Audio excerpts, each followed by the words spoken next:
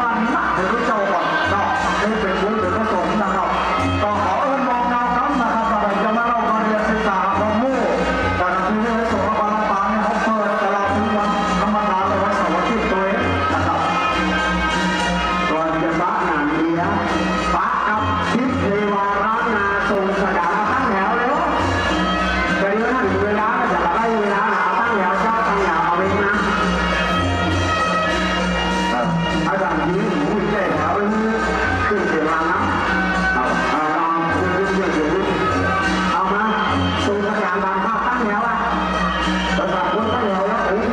เป็นสมบูรณ์นี่แหละหน้าหลวงปู่สวัสดีครับใช้ตู้แล้วไม่บุญ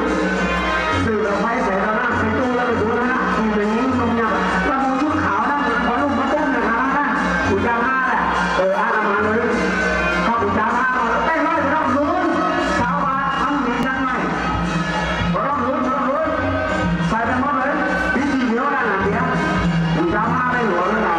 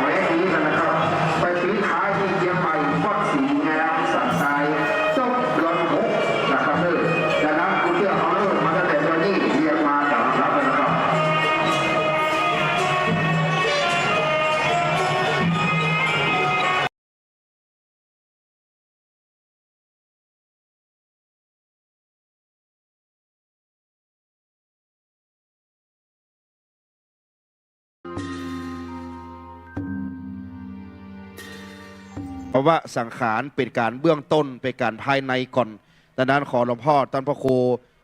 สิริธรรมบัณฑิตได้เมตตาพร้อมด้วยครูบาเจ้าเกียรติยศและคณะลูกหลานภายในนะครับเนอไปขอขมาที่สังขารธรรมที่ในนกฮัทเหียก่อนกระเดียวก็ขอขมาพร้อมกันตึงมวลในมณฑลพิธีการข่าวนิมนต์ครับผม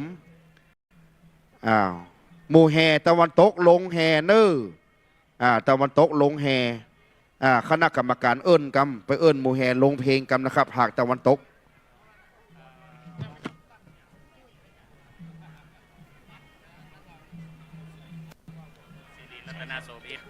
และอีกรูปหนึ่งก็ขอนิมนต์หลวงพ่อ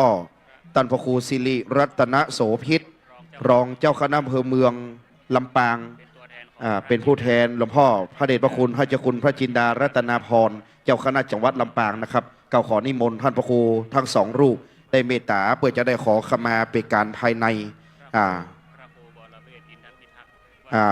ได้หลวงพ่อพระครูวรเวทอินทพิทักษ์เจ้าคณะตำบลพระบาทเขต3วัดศรีเกิดอีกรูปหนึ่งนิมนต์ครับผม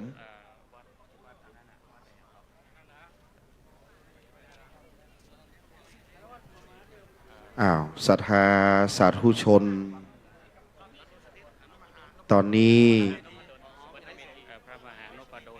นิมนต์ท่านอาจารย์พระมหานพดล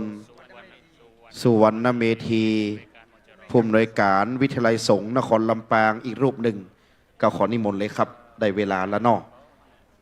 ภาวนาช่างศาลาเพื่อจะดำเนินการนิสิตเหนื่อยไหมไปแจกทานถ้าเหนื่อยก็พักก่อนเนอะกินน้ำอย่าตอนนี้ครบเนาะได้กี่ใบได้คนไหนกี่ใบเหลือสักใบแล้วไปเนาะก็เดียวจะนิมนต์คณะสงฆ์ไปก่อนเป็นการภายในนิมนต์ครูบาวัดแพะไต้ด้วยนะครับเนอะอำเภอวังเหนือท่านพระครูปัญญาพนารักษ์อยู่บนนกฮัทปุ่นหล่อละนิมนต์ครับตามที่เกล้าได้นำเรียนถวายราชทินานามแห่งครูบาสังฆะเป็นผู้แทนแห่งหลวงพ่อท่านเจ้าคุณพระจินดารัตนาพร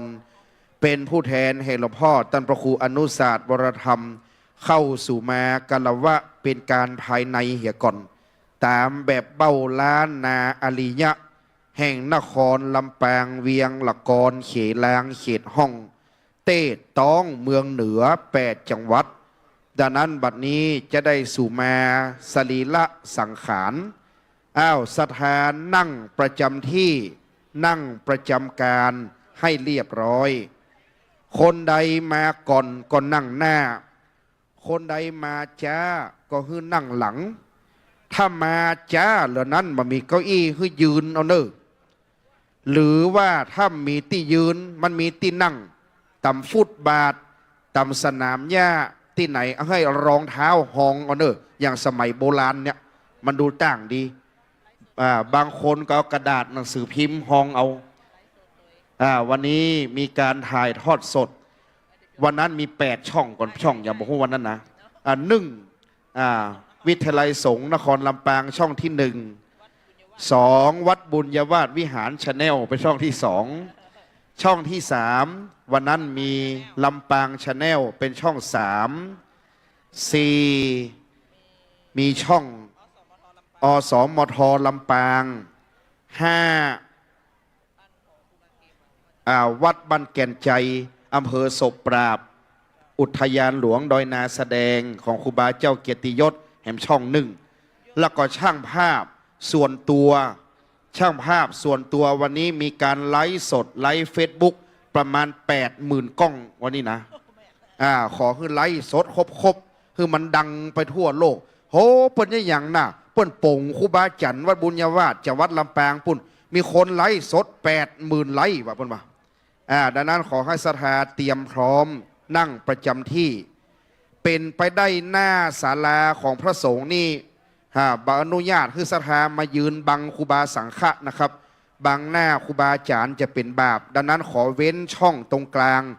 ทางเดินของศาลาใหญ่ที่พระมหาเถระนั่งอยู่ด้านบนมีพระเดชพระคุณหลวงปู่ท่านเจ้าคุณพระเทพยานเวที ที่ปรึกษาเจ้าคณะภาค6ครูบาหลวงวัดศรีอุโมงค์คำจังหวัดพะเยาพระเดชพระคุณหลวงพ่อตั้งเจ้าคุณพระจินดารัตนาพรเจ้าคณะจังหวัดลำปางในนามเจ้าคณะผู้ปกครองสงฆ์ใหญ่แห่งนครลำปางพระเดชพระคุณหลวงพ่อตั้งเจ้าคุณพระวิสุทธิธรรมพิราช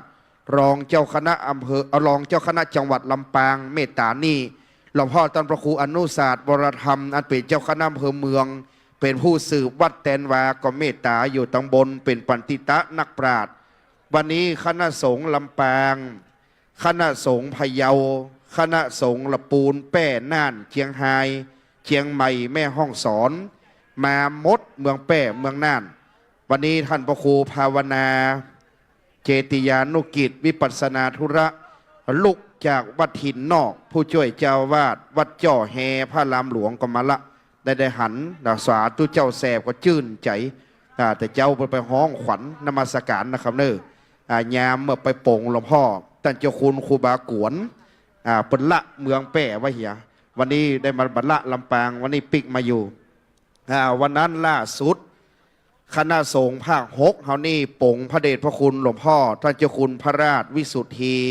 ครูบาเจ้ากวนอัคปัญโยอยู่วัดทุ่งกวาวจังหวัดแพร่ทัดนั่นมาโป่งหลวงปู่ครูบาเจ้าจันกตะปุญโญพระเดชพระคุณท่านเจ้าคุณพระราชธรรมลังการ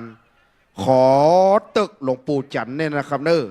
ที่เหลือตึงมด100 ซาวเป็นล่มโพล่มไซขึ้นลูกขึ้นหลานไปเมินๆนะครับเบอร์ครูบาอาจารย์ได้เจ็บได้เป็นหยังได้อยู่กับคณะศิษยานุศิษย์ไปเมินๆตลอดการและตลอดไป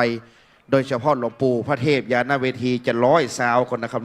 อยู่แต่ลูกแต่หลานเมินแข็งแรงมากๆหลวงปู่ครูบาวัดศรีอุโมงค์คำท่านเดินเหินสะดวก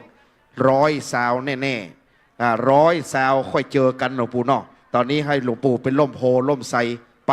หับตาลขึ้นลูกขึ้นหลานเนี่ยก่อนแต่นั้นขอหลวงปู่เป็นร่มโพร่มไทรศรัทธาหมู่แห่ก็ลงแห่ละในขณะนี้คณะสงฆ์หลายรูปอันเป็นผู้แทนคณะศิษยานุศิษย์และศรัทธาได้ปากันเข้าไปในนกหัดซึ่งจำกัดจำนวนคนเข้าไปหลายบ่ได้ดังนั้นเปิ้นไปสู่มากะละวะตามจารีตฮีดบ้านกองเมืองเป็นการภายในก่อนสู่มาภายในเสร็จกำเดียวถึงโมดถึงมวลเนี่ยเขาจะได้สู่มาถึงสนามของวิทยาลัยสงฆ์นครลำปางดังนั้นจะได้สู่มารวมหมู่ถึงมดเนี่ยคาดประมาณด้วยสายตาพี่น้องศรัทธาเมืองลำปางเกาะคาเวียงลำปางและอำเภอใกล้เคียงทั่วจังหวัดลำปางและ8 จังหวัดภาคเหนือวันนี้มหาชนคนตั้งหลายหลั่งไหลมาลำปางนี่มดพิธีกรอาจารย์เชียงใหม่ประมาณด้วยสายตาพอแล้วมีคนประมาณ10,000 คนดังนั้นศรัทธาเฮาวันนี้ขอให้ได้ฟังกันเพราะว่าคนมันหลายให้เป็นทิศทางเดียวกันวันนี้พระครูบาเกียรติยศเปิ้นว่างานครูบาจันทร์เป็นมหาปางลากภาษาดปอยล้อเปิ้นเอาคณะแห่ดุริยะนนถีปาดก้องกองวงเอา4 คณะแห่จตุรทิศ4 ด้านกำเมืองว่า4 แจงภาษาดแจงที่1คณะแห่ขุนฟ้าบันเทิงศิลป์บรรเลงไว้ตะกี้ละแจงที่2คณะแห่จังแต้มแจงที่3คณะน้องใหม่เจริญศิลป์แจงที่4คณะเพชรไหลหินอันมีชื่อเสียงแห่งคณะ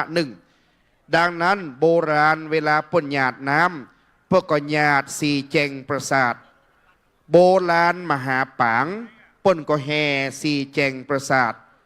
วันนี้พระครูบาเกียรติยศอันเป็นพระลูกศิษย์ในหลวงปู่ครูบาเจ้าจันกตะปุญโญได้ขอคณะแห่4 วงใหญ่แห่งนครลำปางและภาคเหนือได้มาทำการแห่ทรงสการตอนนี้คือหมู่แห่พักก่อนหมู่แห่พักพ่อหมู่แห่มาตั้งแต่เมื่อแรงละตะกี้ได้ทำการแจกทานวันนั้นศรัทธามหาชนคนทั้งหลายไผ่บ่ได้มาวันนั้นจะเล่าให้ฟังวันล่าสุด คือวันที่27เดือนกุมภาเดือนแล้วที่ผ่านมา เราได้สร้างปราสาทเรียกว่าปราสาทราชรถจากวัดบุญยวาสวิหาร ราชรถนั้นโกไข่เจ๊น้อยอันเป็นหลานครูบาเจ้าและพระครูบาเกียรติยศรับเป็นเจ้าภาพแปลงราชรถและเกรินเปิดห้องเกรินบันไดไปเทียบที่หน้าวัดบุญยวาสสถานตั้งหลายวันนั้นไผ่ไม่ได้มาพิธีกรจะเล่าให้ฟังนะครับเนอกลางห้องต้องเวียงลำปางวันนั้นเป็นงานใหญ่พระเดชพระคุณท่านเจ้าคุณพระจินดารัตนาพรได้นำคณะสงฆ์ลำปางกล่าวสู่มาโอกาสลวดวันตาน้อยหลวงปู่ในพระอุโบสถวัดบุญยวาสวิหารพระรามหลวงจากนั้นคณะสงฆ์จตุรวรรค4 รูปสวดทำนองหลวงแล้วพระเดชพระคุณหลวงพ่อท่านเจ้าคุณพระจินดารัตนาพรท่านเจ้าคุณพระวิสุทธิธรรมพิราชท่านพระครูอนุศาสตร์บรธรรมพระครูบาเกียรติยศได้อาราธนาสังขารหลวงปู่ลงจากพระอุโบสถแล้วทำการประทักษิณเวียนขวา3 รอบรอบพระอุโบสถแล้วเจ้าหน้าที่ได้ยกยังโลงทองอันประณีตออกจากประตูวัดบุญยวาสวิหารพระรามหลวงแล้วเอาสรีระหลวงปู่ไปตั้งเทียบที่ราชรถทองยามนั้นเจ้าหน้าที่เคลื่อนเกลินบันไดเจ้าหน้าที่กลางสัปทนกลางบางศูนย์บางวันกลางกั้นปาดก้องของวงวันนั้นได้แห่ระหว่างที่เปิ้นขึ้นเกลินบันไดนั้นเอาโลงทองขึ้นเทียบบนราชรถจากนั้นได้เคลื่อนราชรถมาเทียบหน้าวัดบุญยวาสวิหารพระรามหลวงได้ตอดผ้าไตรจำนวน8 ไตรพระมหาสังฆเถระ8 รูปพิจารณาผ้าไตรหน้าวัดบุญยวาสวิหารนั้นแล้วจึงได้กระโลงกล่าวอาราธนาสังฆธรรมหลวงปู่ลาวัดบุญยวาสจากนั้นเด้งปานกังสดานปาดก้องของ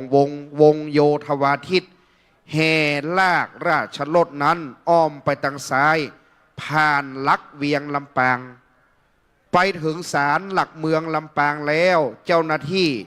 อันเป็นปันติตะนักปราชญ์บ้านเมืองลำปางได้กล่าวโอกาสบอกกล่าวเทวดารักษาประจำเมืองที่เสาลักเวียงลำปางตัดที่นั้นแล้วเคลื่อนภาษาครูบาเจ้าจันทร์ผ่านมาที่ประตูใจเมื่อถึงประตูใจแล้วได้จอดราชรถยามนั้นเจ้านายฝ่ายเหนือในราชตระกูลนั่นลำปางตอดผ้าไตร8 ไตรนิมนต์พระมหาสังฆเถระ8 รูปพิจารณาผ้าไตร8 ไตรนั้นจากนั้นจึงได้เคลื่อนออกจากประตูชัยมาที่ถนนสนามบินลำปางตั้งเทียบไว้จากนั้นได้เคลื่อนราชรถมาโดยรถยนต์มาเทียบที่เทคนิคเรียบร้อยได้ตั้งกระบวนจากเทคนิคเคลื่อนเข้าสู่วิทยาลัยสงฆ์นครลำปางยามเมื่ออยู่ในวัดเปิ้นประทักษิณเวียนรอบ3 รอบเวียนขวามาถึงในวิทยาลัยสงฆ์นครลำปางที่ปราสาทนกหัดเปิ้นเวียนซ้ายเรียกว่าอุตราวัดแล้วได้โอกาสเวนตาลผาศาสตร์ตามแบบเบ้าโบราณโอกาสตาลผาศาสตร์พระสงฆ์สูตรมัติกาอนุโมทนาหยาดน้ำหมายตาลแล้วได้เอาสรีระสังขารหลวงปู่อุตราวัดปราสาทแล้วได้อัญเชิญอาราธนาสังฆธรรมหลวงปู่ขึ้นตั้งไว้ปราสาทพญานกหัดตามที่เราได้เห็นในปัจจุบันตั้งไว้ตั้งแต่วันที่27 28 29 เดือนกุมภามี29 วัน1 มีนา 2 มีนา 3 มีนาจนถึงขณะบัดนี้ตลอดคืนได้มีการบำเพ็ญกุศลฟังธรรมทุกคืนดังนั้นตอนนี้ศรัทธาสาธุชนทั้งหลาย บนปราสาทนกหัดตั้งไว้ซึ่งโลงทองศรัทธาพอมองไปที่บนปราสาทนกหัดปุเนอร์อันว่าตามธรรมเนียมบ้านธรรมเนียมเมืองให้รุ่งเรืองวัฒนามาช้านานปราสาทติพญาพิมานเขตห้อง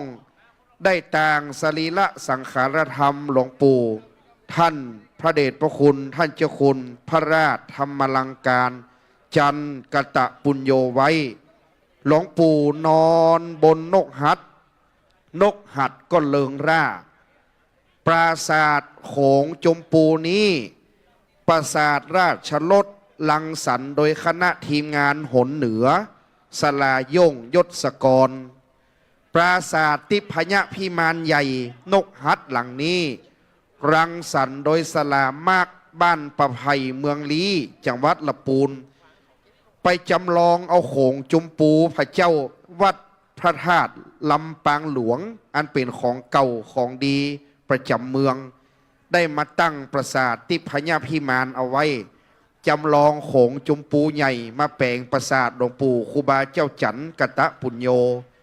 ดังนั้นวันนี้นิสิตตั้งแถวอย่างเงี้ยห้ามย้ายเนอะมันบังครูบาอาจารย์ยืนขั้นเหมือนทหารเนี่ยแหมประมาณ2 ชั่วโมงให้ตอดผ้าพิธีกรอาจารย์จะห้ำไปตั้งแต่เวลานี้ไปจุ10 โมงเมื่อคืนเมื่อก่อนเนอะแล้วเราจะได้ป่งครูบาประมาณตี 2เนาะ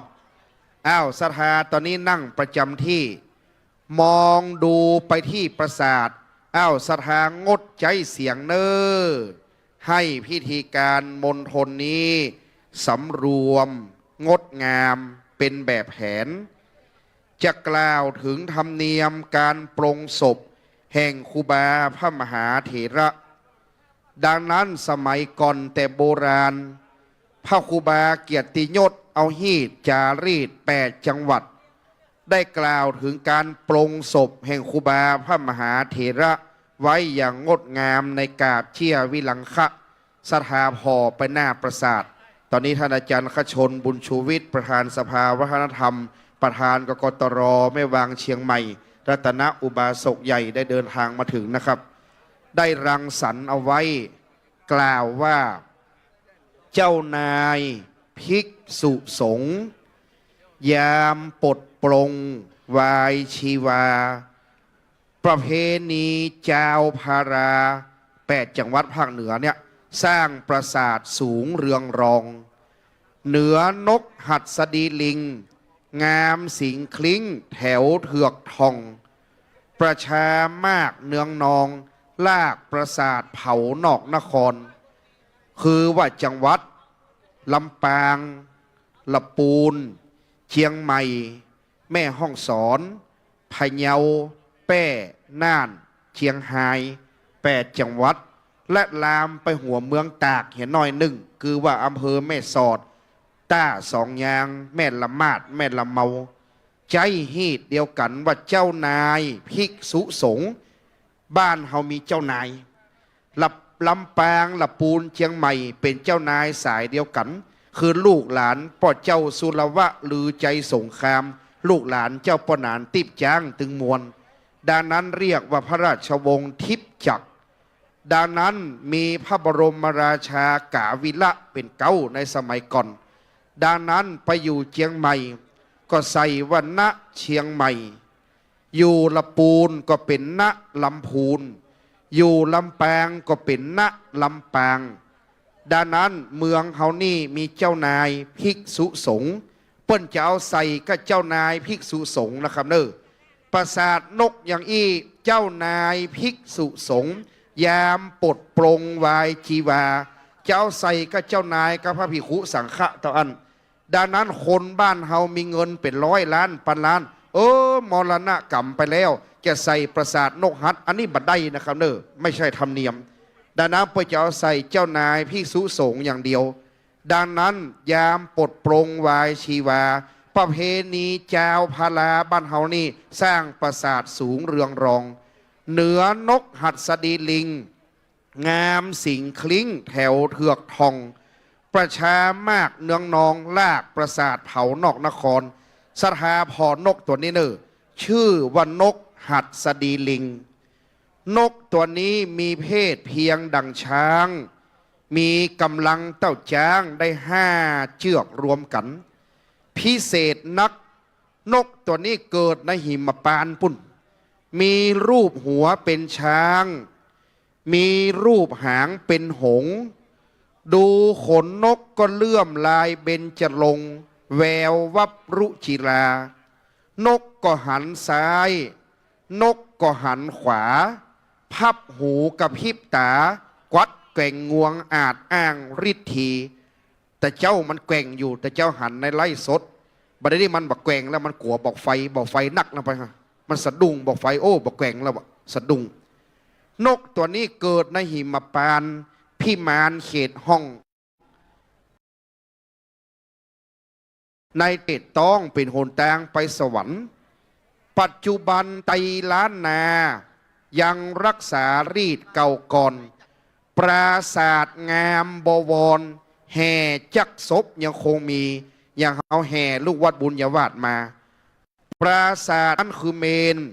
ทำเชกเช่นเมนเคลื่อนที่งามล้ำเรืองรุจีใส่ล้อเลื่อนจักลากไป เดี๋ยวนี้ทุกแห่งหนประชาชนผู้ดีไพร่จักศพปาคันไหลสู่ปัจจาที่นอกเวียง ทุกศพใส่ประสาทงามวิลาศบ่เอ็นเอียงบ่มีใครขึ้นเสียงหาว่าคึดเช่นโบราณ สมัยตะก่อนแต่เปิ้นจะลากถึงนกฮัดเนี่ยนะครับเนอบัดเดี๋ยวนี้สายไฟมันนักมันลากบ่ได้สมัยก่อนเปิ้นจะแปลงไม้บะเป้า2 ต้นห้องปืนนกนี่ตะก่อนมันมีไมโครโฟนแปลงไม้เป้า2 ต้นห้องปืนนกฮัดเปิ้นเรียกว่าแม่เรือหรือว่าแม่สะดึงแปรบกเอาเชือกมัดหัวไม้เป้า2 เล่มตั้งหน้าตั้งหลังคือปอจายที่มีกำลังแหงกำไม้สำหรับปึดงัดเปิ้นจะฮื้อน้อยหนานอาจารย์หรือพระภิกขุสังฆะสามเณรขึ้นยองบนคอนกฮัด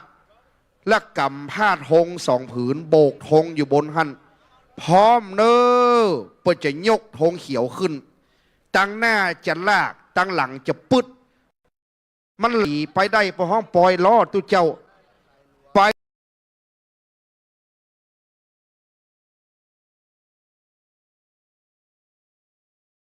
ถึงตางโก้งโมงที่สายไปถึงโมงตัดหันแล้วมันไปบ่ได้มันติดขัดยกธงแดงขึ้นตั้งหลังงัดปึ๊ดตั้งหน้าเขียวพื้นที่ไปได้ละเนอยกธงเขียวขึ้นต่อลากนกไปออกตรงออกกลางนาออกปัจจาสุสานเปิ้นจะบะปงในวัดตามหีดบ้านเฮาเมืองเฮาโฮกันเต็มถนน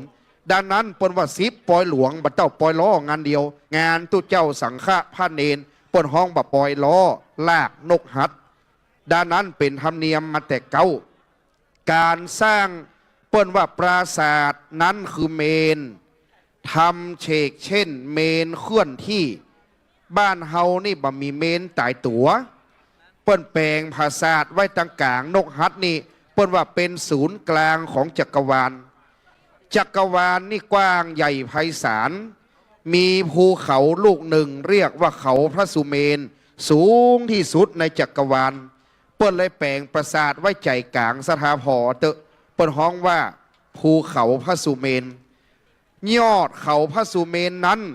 เป็นที่อยู่แห่งเทวดาเป็นสวรรค์ชั้นที่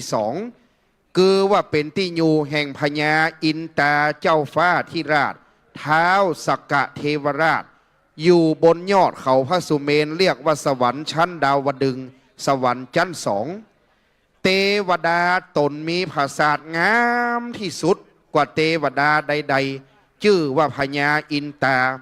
หรือว่าท้าวสักกะเทวราชองค์อินอมรินทร์ชั้นฟ้าปราสาทหลังนั้นชื่อว่าเวชชัยยนต์ปราสาทหรือว่าเวชัยยันปราสาทปราสาทนี้ประดับประดาไปด้วยแก้ว7 ประการก่อนดังนั้นเป็นปราสาททิพยพิมานหลังใหญ่ดังนั้นเปิ้นจำลองสลามมากก็เลยจำลองเอาปราสาทของพญาอินทร์แล้วไปจำลองเอาโขงจมปูวัดพระธาตุลำปางหลวงลงมาแปลงปราสาทครูบาเจ้าจันกตะปุญโญ โหนแตงไปเขาพระสุเมนนี้ไปยากยิ่งพิธีกรอาจารย์เคยไปก็บ่เคยไปเปิ้นว่าไว้เอากำเปิ้นมาว่ากำเคยหันก็ก็บ่เคยหันแล้วใครหันก็ใครหันแต่บ่ใครหันเตื้อแหมสักวางก็เนาะสักร้อยซาวก็ไปพอโหนแตงไปเขาพระสุเมนยอดปราสาทนี่นะเขียนไว้ในเตภูมิกถาว่ามีน้ำใหญ่ล้อมรอบชื่อว่ามหานาทีสีทันดรแม้นว่าขนนกเบ้าตกลงน้ำนี้ก็จมได้แต่นกฮัดตัวนี้กำลังมันมีนักมันจะแต่งประสาทครูบาจันทร์บินข้ามมหานาทีสีทันดรไปจุอตีนเขาหรือว่าตีนดอยเขาพระสุเมนปุ่นดังนั้นยอดปราสาทเป็นเขาพระสุเมนเป็นแดนเทวดาก่อนจะขึ้นถึงยอดเขาพระสุเมนนั้นมันเป็นเชิงเขาเปิ้นว่าตีนดอยเปิ้นเรียกว่าป่าไม้หิมพานต์สถาพรเนอร์รอบนกฮัดในเปิ้นเลยแปลงต้นไม้ดอกไม้ไว้นักขนาดเปิ้นจำลองเอาหิมพานต์มาแวดนี่จำลองป่าหิมพานต์มาเปิ้นว่าป่านี้พิเศษยิ่งดอกไม้ทรงกลิ่นหอมสุขันธชาติต้นไม้พฤกษานานาพันธุ์แปลกประหลาดในป่านี้มีสัตว์ประหลาดหลายชนิดพอนกก็มีหัวเป็นช้าง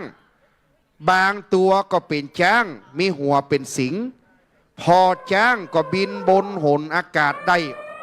ในป่านี้มีสระอโนดาตงามวิลาศใสเย็นดังแก้วพองแผ้วสำราญเป็นสระน้ำอันใสเย็นหมู่กินนาลีกินนาลาล่ายลำแอนฟ้อนอยู่ในป่านั้นดังนั้นต้นไม้ก็ออกหน่วยเป็นคนชื่อว่ามักกะลีผล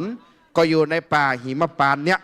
เป็นหิมพานต์อันงามเพื่อก็เลยสร้างหิมพานต์แวดติพญพิมานปราสาทนกฮัดหลังหลวงดังนั้นใจกลางนกฮัดจึงแปลงปราสาทนกฮัดตัวนี้จะบินขึ้นดันเมฆดันฟ้า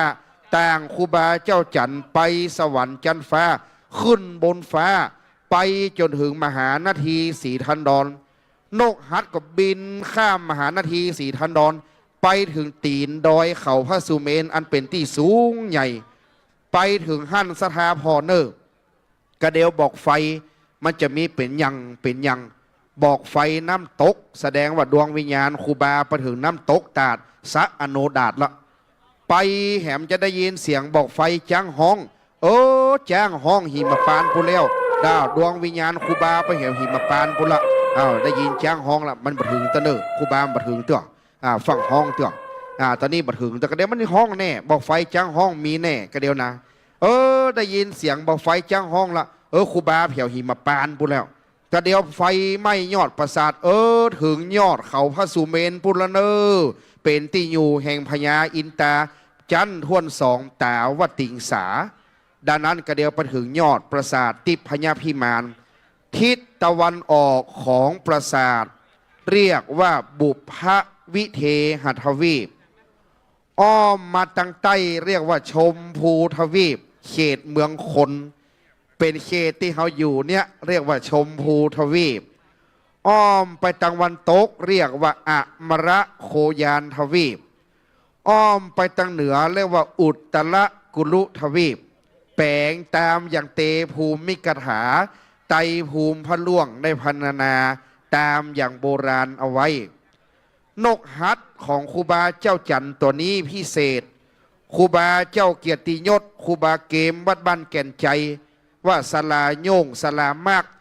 เอาสีขาวเนื้อนกฮัดครูบาเจ้าครูบามีอายุพรรษามากเป็นพระมหาเถระพระผู้ใหญ่แห่งนครลำปางนกตัวนี้ขอเอาสีขาว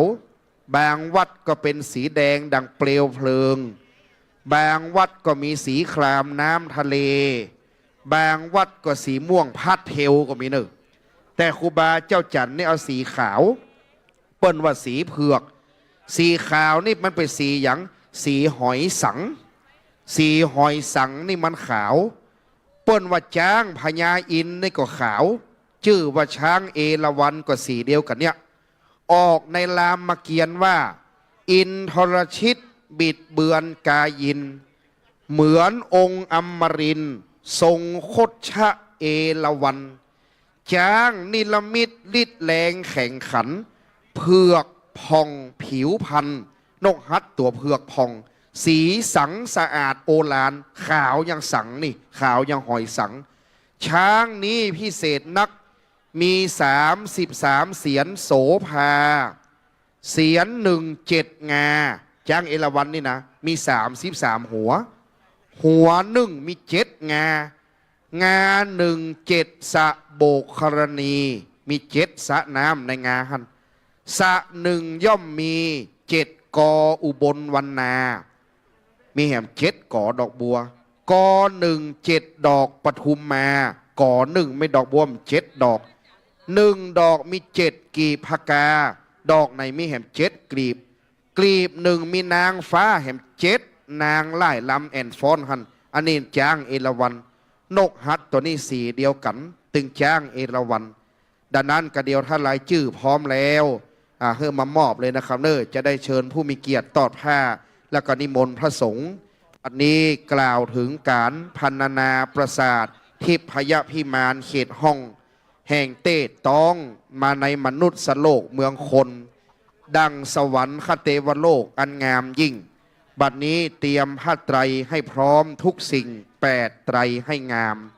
ดังนั้นตามปรมีหลวงปู่พระราชธรรมลังการก็งดงามตามแบบเบาตามอริยะสปุริสะเจ้าสืบเป็นมาดังนั้นวันนี้ล้านนาประเทศเขตลำปางว่าจะได้ปงเจ้าคุณของแผ่นดินนครลำปางอันเป็นพระมหาเถระผู้ใหญ่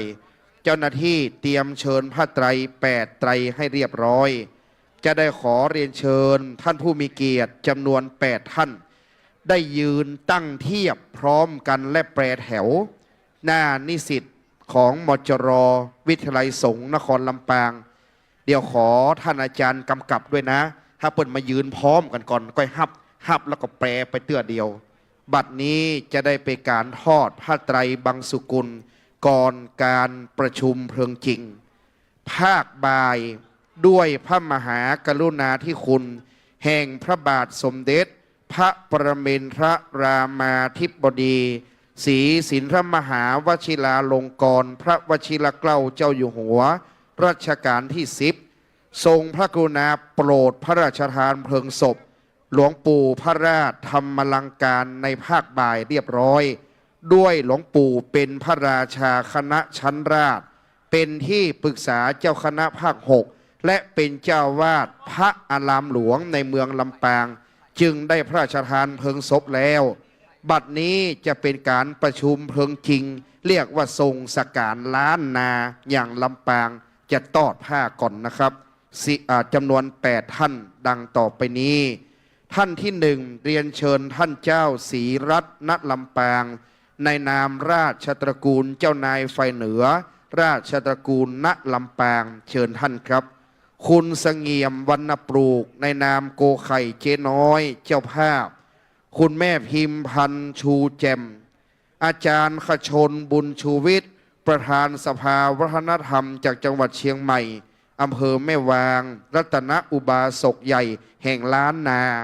เรียนเชิญท่านกำนันเสรีสุกันอดีตท่านกำนันตำบลชมพูเชิญคุณดนุดลวรรณปลูกอาจารย์ดร.อนุกูลสิริพันธ์ประธานสภาวัฒนธรรมอำเภอเมืองลำปางและคุณแม่วิไลแสนชัยรังจำนวน8 ท่านเข้าตั้งเทียบด้านหน้าผ้าไตรนี่นะครับเนอเอิ้นประมา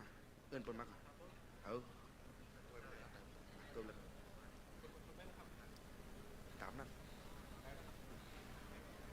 ตามเนื้อผ้าบัดนี้ท่านเจ้าภาพขอบคุณอาจารย์ดร.อนุกูลด้วยนะรังสรรค์งดงามด้วยวัฒนธรรมแม่วิไลแสนชัยรังแม่วิไลแสนชัยรังอีกท่านหนึ่งถ้าแม่ติดภารกิจเดี๋ยวขอผู้แทน1 ท่านนะครับ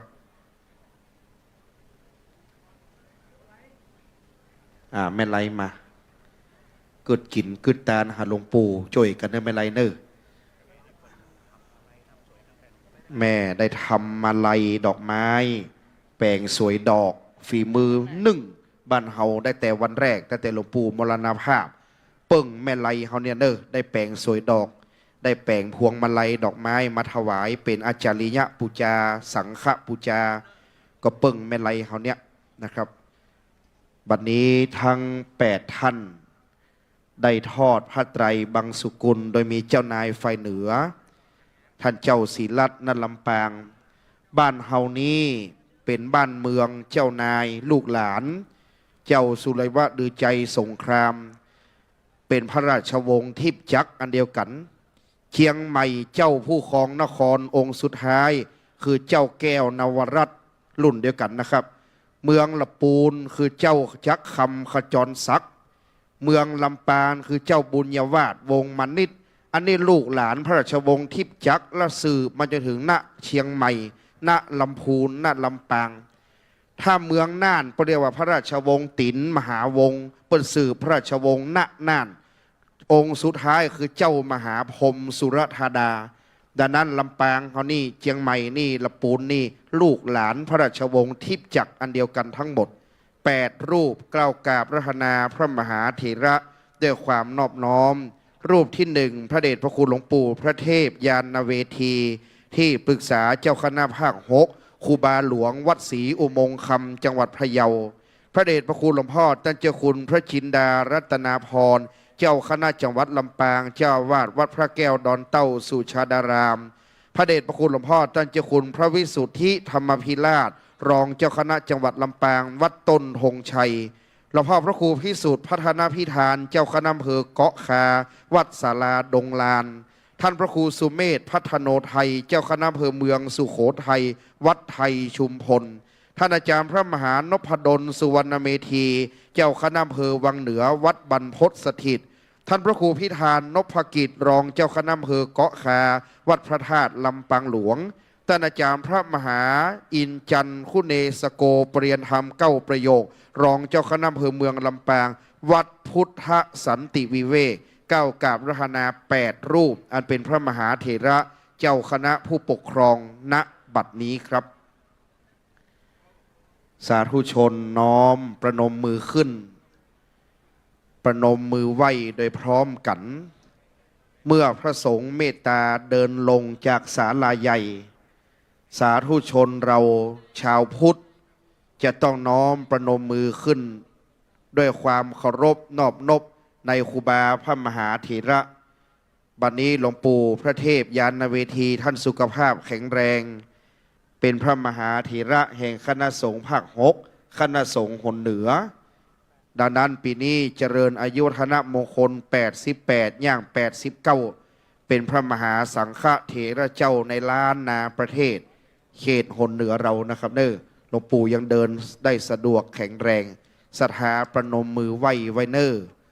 บุญนี้เป็นบุญใหญ่เป็นมหาบุญปล่อยล้อเลิกซากส่งสการตามโบราณประเพณีได้เกิดขึ้นขอคือสาธุชนประนมมือไว้ตั้งจิตใสตั้งใจดีปาลมีจะบังเกิดพระมหาเถระ8รูปในคณะสงฆ์ภาค6คณะสงฆ์ลำปางเมตตาในการนี้นะครับศรัทธาเขาได้กึดกินกึดตานมาหลายวันตั้งใจเน้อ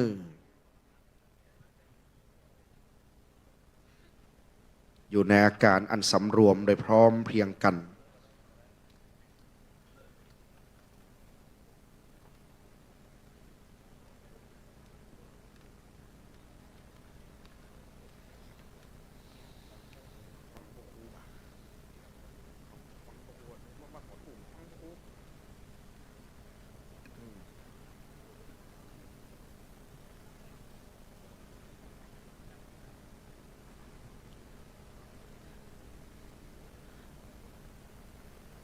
บัดนี้กราบนมัสการขอบพระคุณพระมหาเถระ8รูป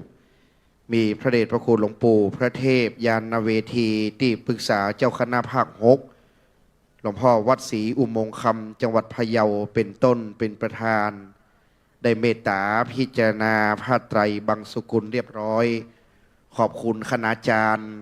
ของวิทยาลัยสงฆ์นครลำปาง ขอบคุณคณะนิสิตผู้เชิญผ้าเชิญตลปัดเยี่ยมยอดสุดยอด ขอบคุณคณาจารย์ของเราด้วยช่วยจัดงานอำนวยการให้เรียบร้อยกำเดียวเราจะได้สู่มาเซตเราจะได้ปงครูบาเจ้าศพแห่งครูบาพระมหาเถระเปิ้นใจกรรมว่าปงศพไปไหนไปปงศพครูบาวัดบุญยวาสพระอารามหลวงครูบาเจ้าจันกตะปุญโญเปิ้นปงไหนปงวิทยาลัยสงฆ์นครลำปางปุ้นกรรมบักเก่าว่าอย่างอีดังนั้นเปิ้นใส่นกฮัดปงครูบาจันนครลำปางเป็นเจ้าคุณแห่งแผ่นดินลำปางจำเดิมแต่พุทธปรินิพพานโบราณสถาจะหันเปิ้นเขิงเสาไม้สางไว้สี่ต้นดังจตุปริสุทธศิลแห่งครูบาสังฆะจำเดิมตามจรีตแห่งพระพุทธเข้าดับขันธปรินิพพานพระมหาอนันตเถรเจ้าคือพระอานนท์ได้เขิงผ้าไว้บนไม้ลังกู้ที่เมืองกุสินาราเกิ้งไว้ตังบนบัดนี้เอาธรรมเนียมนั่นมาเขิงผ้าเพดานเอาสังคติแห่งหลวงปู่จันทร์เขิงไว้ตังบนนั้นว่าเรียกว่าผ้าเพดานหรือว่าผ้าพิดานยามไฟล้วงลุกขึ้นประสาทผ้าผืนนี้จะเกิ้งไฟไว้ตังบนเบือลุกล้วงขึ้นเมืองอินเมืองพรหมยมราชเดือดร้อนแก่เทวดาทั้งหลายปืนนกฮัดนี่จะมีผ้าแถมผืนหนึ่งตามพระมหาอนันตะบนห้องผ้าปูลาดบนเต้นที่พระเจ้าประทับนอนนั้นก่อนจะนิพพานสลาจะเอาไปปูปืนนกในแถมผืนหนึ่งเรียกว่าผ้ากระดานปืนนกอันว่าไฟล้วงบ่ฮื้อล้วงลงเมืองขุดเมืองหน้าบาดาลต่ำใต้ยังบาดาลลุ่มใต้นี่เกิ้งไว้ตั้งลุ่มแห่งผืนหนึ่งเป็นธรรมเนียมแห่งการโปร่งศพครูบาพระมหาเถระมาแต่เดิมดังนั้นเป็นจารีตก่อนที่จะสู่มาเจ้าหน้าที่ลดบรรเทาสาธารณภัยทุกขันคือฟังกรรมนะครับเนอเจ้าหน้าที่ทุกเทศบาลทุกอบต.ที่เอารถน้ำมาการคุมเพลิงจะฟังสัญญาณจากพิธีกรอาจารย์เสียงนี้เสียงเดียวเท่านั้นการสั่งฉีดน้ำจะต้องฟังตัดนี้เพราะเวลาโป่งศพตุเจ้าเปิ้นโป่งยามแล้งคำว่ายามแล้งแปลว่าหน้าหนาวมาหายามฮ้อนยามแล้งจะเริ่มตั้งแต่ปลายเดือนพฤศจิกามาจนถึงหัวเดือนเมษาก่อนปีใหม่เปิ้นจะโป่งครูบาสังฆะยามนั้นใบไม้มันจะแห้งตกหล่นดีนักอากาศแห้งเวลาไฟมันไปติดตะใดมันก็จะไหม้โวยหรือเปิ้นน้อยดังนั้นเราจะต้องก้อยๆคุมเพลิงมาแต่เราจะพยายามใจน้ำให้น้อยที่สุดเอาอย่างโบราณล้านนาถ้าบอกให้ลดบรรเทาสาธารณภัยสมัยก่อนล้านนาไทยศพคนใหญ่มีหน้าตาใจไฟที่นำมาจุดจรวดเล็งให้ไวเป้าหมายคือปราศาสตร์มีหม้อมาดถ่านดินไฟจรวดปุ้งรี่เข้าใส่ติดเฝ้าไหม้ไฟลุกพันกระเดียวไปจะจิบอกไฟลูกหนูหลวงพ่อพระเทพยานเวทีจะจิบอกไฟนี่ซาดบึ้งไปตกที่วัดบุญญาวาสผู้ก่อนปุ้งออกจากวัดบุญญาวาสมาซาดบึ้งกายลักเมืองปุ้งออกจากลักเมืองพดออกนอกประตูใจซาดบึ้งตกแยกเนี่ยเป้าปุ้งออกจากแยกเนี่ยเป้าเข้ามาวิทยาลัยสงฆ์นครลำปางตี3พุทธสถานจะได้โป่งครูบาเจ้าดังนั้นศรัทธาทั้งหลายวันนี้เป็นวันติดลูกหลานยุดหงเฮียนตะกี้ละอ่อนล่นไปล่นมาตามภาษานั้นคือกำแขนลูกไผ่หลานมันไว้มันกำบะมันไฟลูกลวดปุ้งเธอครูบาจันบนแหมประการหนึ่งลวดบอกไฟมีนักตามที่ว่าปุ้งไปปุ้งมาไผ่นั่งตะใดคือแงนพอเหนือหัวเขาถ้าเหนือหัวเขามีสายลวดขึ้นหนีออกถ้าบันนีก็หัวไหม ถ้าหัวไม่แอนตาซินไม่จ่ายเนอะสถาเฮาเจ้าหน้าที่รถบรรเทาสาธารณภัยเราจะไม่ใช้ตัวฉีดที่ติดกับรถประสิทธิภาพมันน้อยเราจะใช้สายฉีดที่ลากออกมาจากรถแล้วถ้าบอกให้ฉีดตัดใดตรงไหนคือฉีดตรงนั้นถ้าไม่สั่งให้ฉีดไม่อนุญาตให้ฉีดเด็ดขาดนะครับต่อมาถ้ามัดไฟหรือว่าสะเก็ดไฟมันสะเด็นออกจากปราสาทมันมาตั้งเต็นท์ขาวมันไปตั้งอาคารไปตั้งต้นไม้ตั้งถนนพิธีกรจะบอกว่าให้ฉีดตั้งขึ้นตรงๆแล้วทำเป็นม่านกันสะเก็ดไฟไว้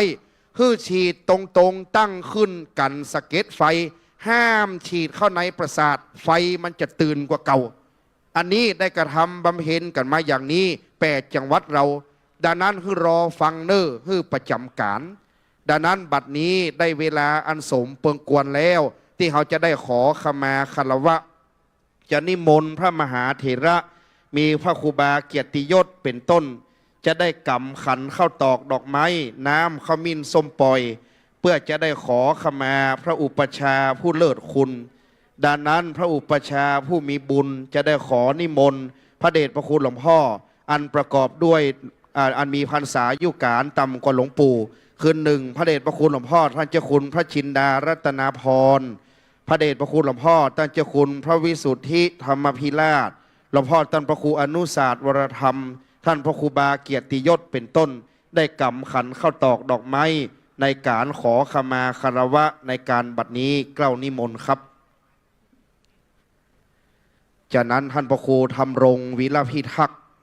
เลขานุการเจ้าคณะอำเภอแม่ทาวัดศรีมงคลบรรทาเหมืองเลิกมีที่ไหนเก้านิมนต์กัมนะครับเนอบัดนี้ครูบาอาจารย์จะได้ถือเอายังขันเข้าตอกดอกไม้ลำเตียนน้ำขมิ้นส้มปล่อยเก้านิมนต์ท่านพระครูวัดศรีมงคลตั้งหน้าเพื่อจะได้กล่าวขอขมาขอกราบพระธนาครับ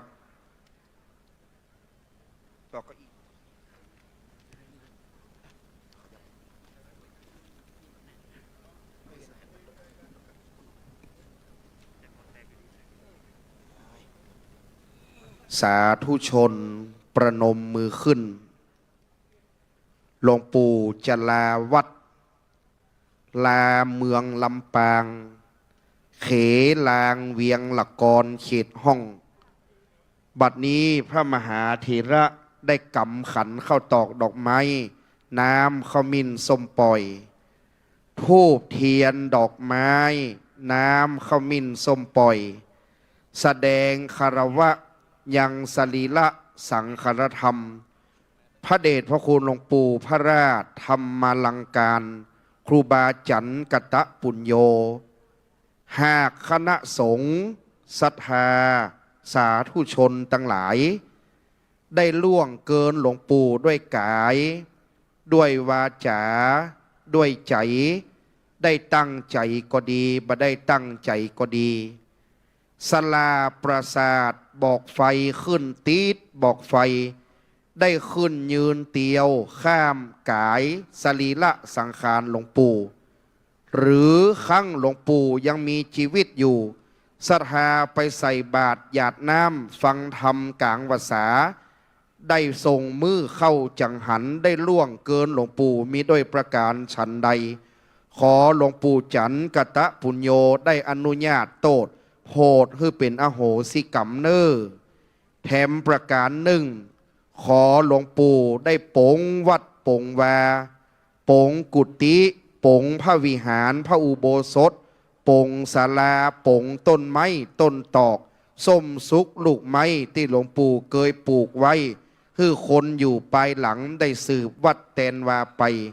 ท่านพระครูธรรมรงค์วิรพิทักษ์เลขานุการเจ้าคณะอำเภอแม่ทาวัดศรีมงคลทาเหมืองเลิกแม่ทาจะได้กระโลงลวดกาวสู่มาณบัดนี้ครับ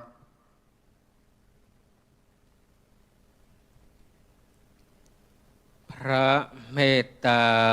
เลิศล้นท่วมท้นจิตราชสถิตบุญยวาสอารามหลวง ธรรมาดลพ้นกิเลสเหตุทั้งปวงลังการพระลาล่วงลับแล้วสู่นิพพาน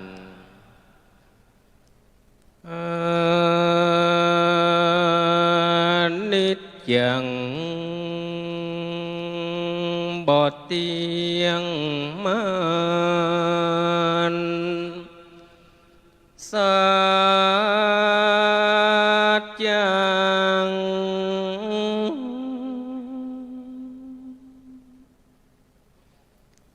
กายกับเกิดพินพังเอียงความหลวงปู่พระราชธรรมลังการตนบุญกว้างยังบ่อยู่เคินข้างแนวนานเจิญเทวดาเทพไทยโปรดได้ส่องหูเล็งหัน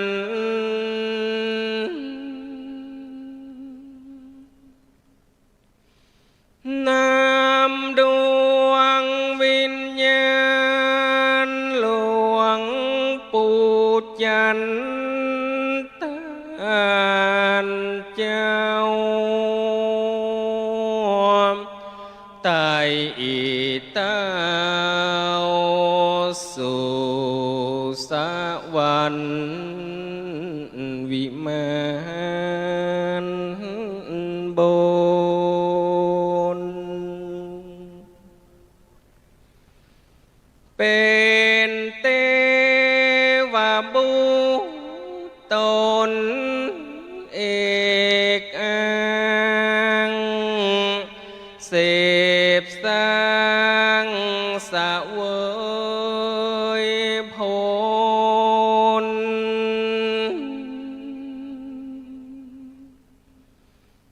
หมดห่วงกังวลเนอหลวงปู่ครูบาอาเจ้าสานุสิทธิ์หนุ่มเท่าจักเตื่อมตานจอมทุกโศ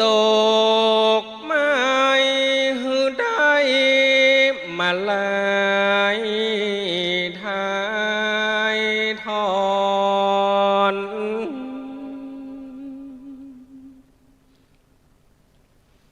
เสวยสุขทาวรเมืองอมรเมฆฟ้า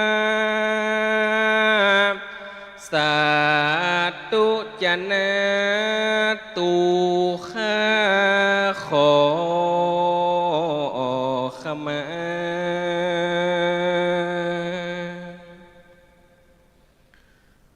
เมนได้ประมาทด้วยกายและวาจา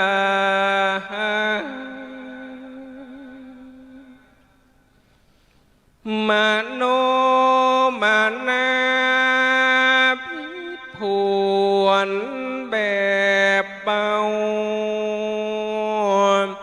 ขอดวงวิญญาณหลวงปู่เจ้า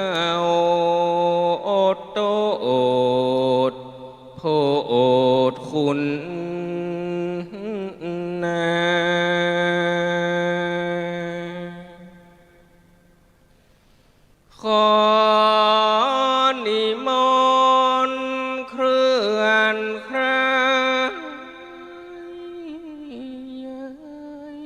ขึ้นสู่ภาษาทแก้วนองงามตา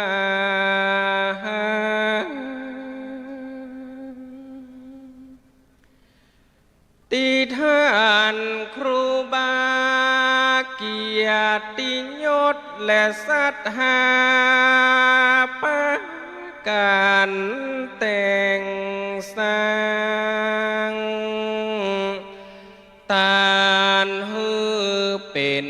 ญาณเล่มกว้างสู่เนรปานเม้นปารมีธรรมไปแก่นกราบได้วายหน้ามาเกิดในโลกสงสาร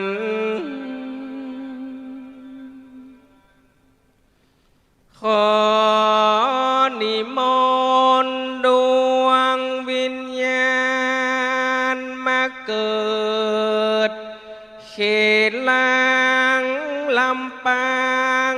แห่งห้องมาเป็น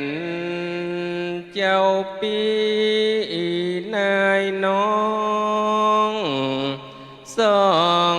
เสพปารมีธรรม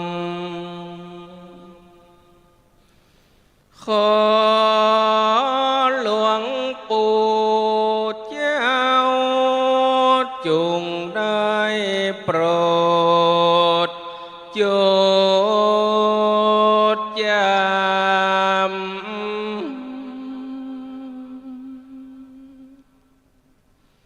ลู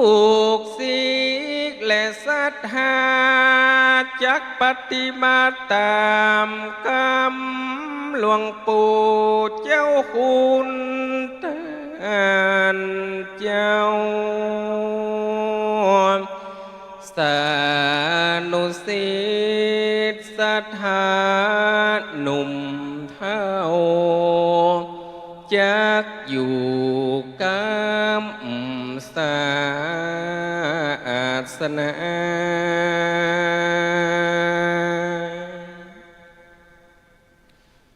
ตานบอดหาไหลวิหารและศาลา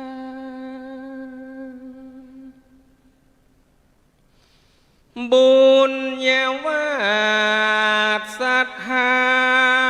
จักช่วยกันเตือมตุมบุญญาวาสห่วงคุ้มฮือเป็นอารามโมศรัทธาบ่ได้พมาทแก้วเจ้าหนอตั้งสาม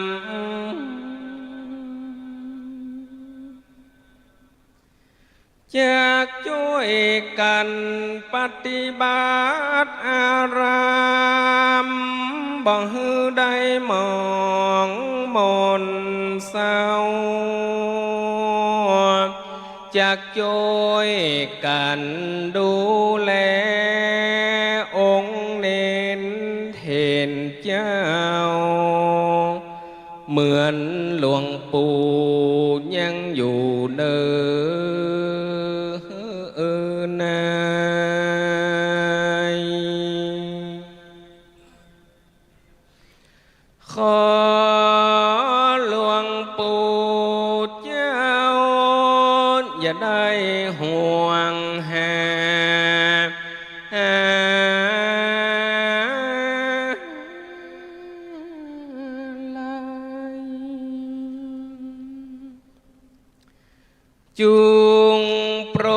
วาง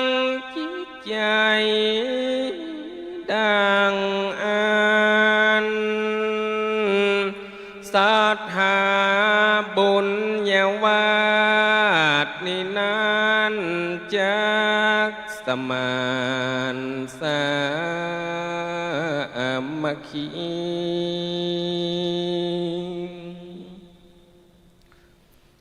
ขอหลวงปู่เจ้าจงโมตนาผลบุญหนอใสสี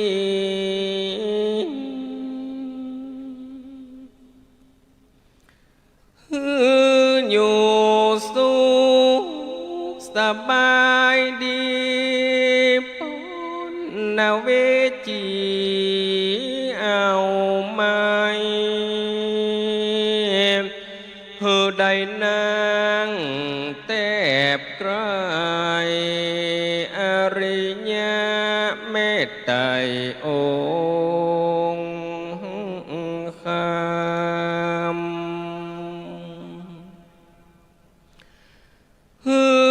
ได้เสวยสุขนอ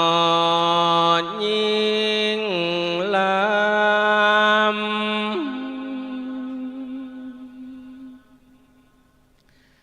ตามปารมีธรรม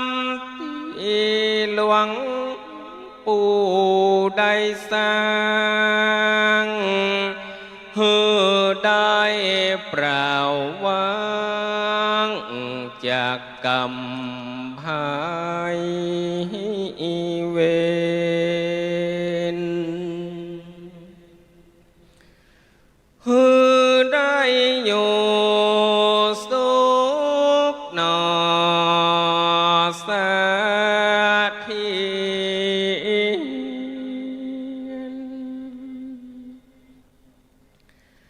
ตามบุญที่ได้ปามเป่งเปลี่ยนมา94 ปีดังอันได้เสวยสุขนั้นคือพระนิพพานเถิดธูปเทียนดอกไม้กราบน้อมไหว้ปูจาแสดงคารวะขมาโตสาต่อหลวงปู่พระราชธรรมลังการตั้นเจ้าหากได้ผิดผวนขบวนแบบเบาจีมโนในล่วงแล้วขอจุงขมาหือกราดแกล้วอดโตดหือทุกคนความดีนอกนั้นอันเป็นกุศลขอฮือบันดลรักษาปกเกลาส่วนบุญใดๆสมณศรัทธาคณะสงฆ์ภาค6คณะสงฆ์จังหวัดลำปางและมูลศรัทธาข้าเจ้าได้กะตำมาบละอุปถากหักษาบ่อปมาตะหลายปีควบเข้าผ่านมาขอบุญเยื่องนั้นตามโดยหักษาฮืออยู่ตีคาอายุเตียงมันอายุเตียงมัน วันตามิพันเตสัพพังอัมปะราทังคัมมันทัพเมเตมยากะตังปุญญังสามินาอนุโม ตัปปังสามินากะตังปุญญังไมหังตาตัปปังสาธุสาธุอนุโมตามิวันตามิพันเตสัปปังปะราทังคัมมานธรรมเมพันเตมยาตังปุญญังสามินาอนุโมทินตัปปังสามินากะตังปุญญังหังตาตัปปังสาธุสาธุอนุโมตามิวันตามิพันเตนิมนต์คณะสงฆ์ได้นำขันข้าวตอกดอกไม้น้ำขมิ้นส้มปล่อยได้ไปเกณฑ์ติดเต้นฐานได้ไปเกณฑ์ติดเต้นฐานปราสาทติพญาพิมานเมื่อถึงตัดตินั้นจะได้คว่ำขันวันนี้หลวงพ่อท่านเจ้าคุณพระจินดารัตนาพรนำเป็นต้นเป็นประธานพร้อมด้วยหลวงพ่อท่านพระครูอนุศาสตร์วรธรรมท่านพระครูบาเกียรติยศผู้ใดรังสรรค์แปลงเจ้าภาพแปลงปราสาทใบไฮกัดแกว่งตามปิมแป้งแต่โบราณติพญพิมานภาษาทเขตห้องสร้างไว้กลางเตดตองเมืองลำปางใบไฮต้องแสงสุริยะยามกลางวันต้องแสงไฟยามกลางคืนกัดแกว่งไกวเลื่อมวาดระยิบระยับดีงามเป็นติพญพิมานปราสาทหงส์จมพูจำลองมาจากวัดพระธาตุหลวงลำปาง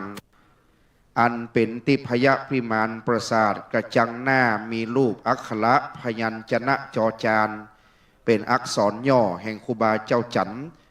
ต่างไว้บนเหนือพญานกหัสดีลิงงามสิ่งคริ้งตัวเผือกผ่องผิวพันธุ์อันโอฬารบัดนี้คณะสงฆ์จะได้เอาขันขึ้นเกณฑ์และนิมนต์หลวงพ่อท่านเจ้าคุณพระจินดารัตนาพรได้กล่าวสู่มาแล้วจะได้คว่ำขันหลังจากที่หลวงพ่อเจ้าคณะจังหวัดกล่าวจบนะครับเน้อ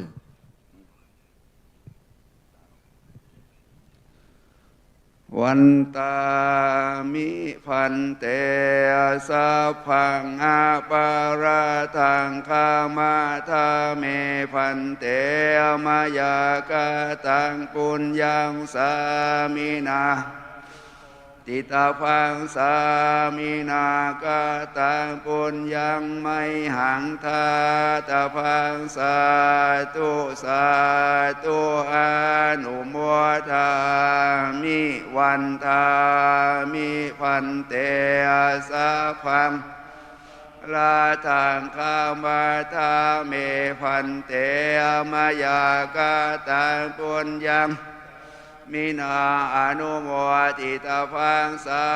มินากาตังปุญญังไมหังทาตาภาสาธุสาธุอนุโมทามิวันทามิพันเต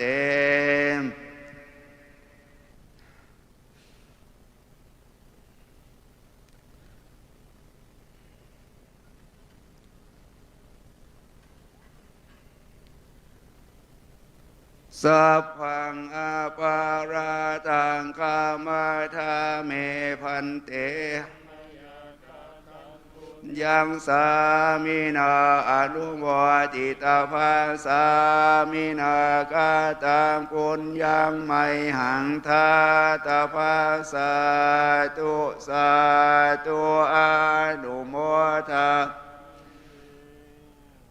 สาธุโอกาสาคามามิพันเตสาธุโอกาสาคามามิพันเตสาธุโอกาสาคามามิพันเตวันนี้หลวงพ่อเจ้าคณะจังหวัดหลวงพ่อเจ้าคณะอำเภอเมืองได้นำกล่าวสู่มาพระครูบาเกียรติยศอันเป็นลูกศิษย์กับพระอุปชฌาย์ของหลวงพ่อ เป็นอุปชาแก่พระครูบาได้ความขันเข้าตอกดอกไม้น้ำขมิ้นส้มปล่อยลงตัดตินั้นเรียบร้อยขอหลวงปู่ลาวัดบุญญาวาสวิหารพระรามหลวงอันเป็นแห่งวัดหลวงแห่งเจ้าบุญญาวาสวงศ์มณิตเจ้าผู้ครองนครลำปางขอได้ลาวัดลาวาปงกุฏิวิหารศาลาพระอุโบสถปรงยังการบริหารงานคณะสงฆ์ปงต้นไม้ต้นปลอกส้มสุกลูกไม้ที่หลวงปู่เคยปลูกไว้เป็นของสาธารณะคืออยู่ไปหลังวันนี้การถ่ายทอดสดทุกช่องวันนี้รวมไปถึงชมรมคนฮักประสาทส่งสการ .com วันนี้แม่ประธานจิรการสุพรรณรัตน์ก็มากันหลายท่านครูบาเกียรติยศว่าวันนี้เป็นมหาปางส่งสการครูบาเจ้ากลางห้องต้องเวียงเอาหมู่แห่สี่แจงด้านจตุรทิศคือว่าขุนฟ้าบันเทิงศิลป์จังแต้มศิลป์น้องใหม่เจริญศิลป์และเพชรไหลหินอันมีชื่อดังนั้นประจำการรอไว้สี่แจงด้านเลยเนอบัดนี้คณะนิสิตเก็บภาพของหลวงปู่มาตั้งไว้ในที่อันควรปลอดภัยทุกอย่างทุกประการศาลาได้พอใส่ไฟแห่มกำหนึ่งม้วนได้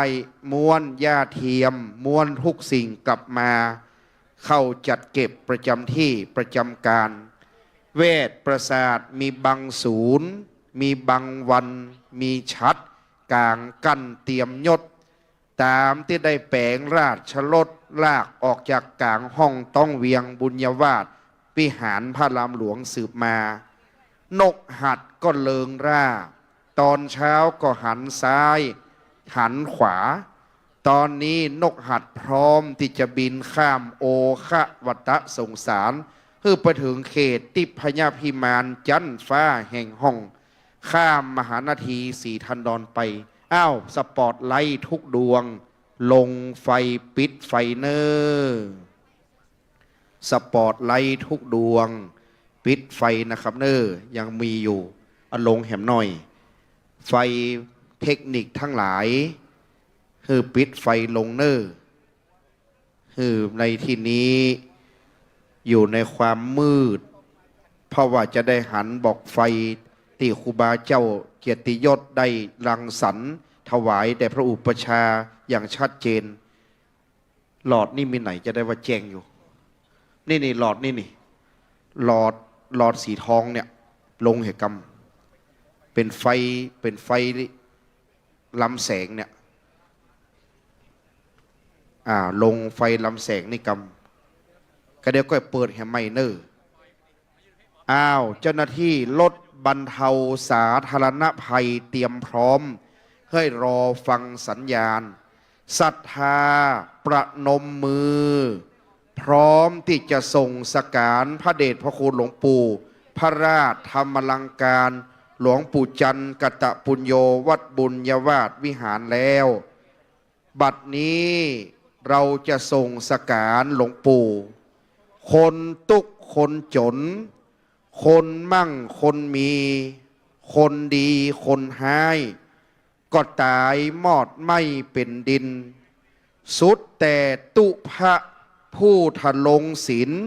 ยังม้วยจีวินนอนตายคว่ำหน้า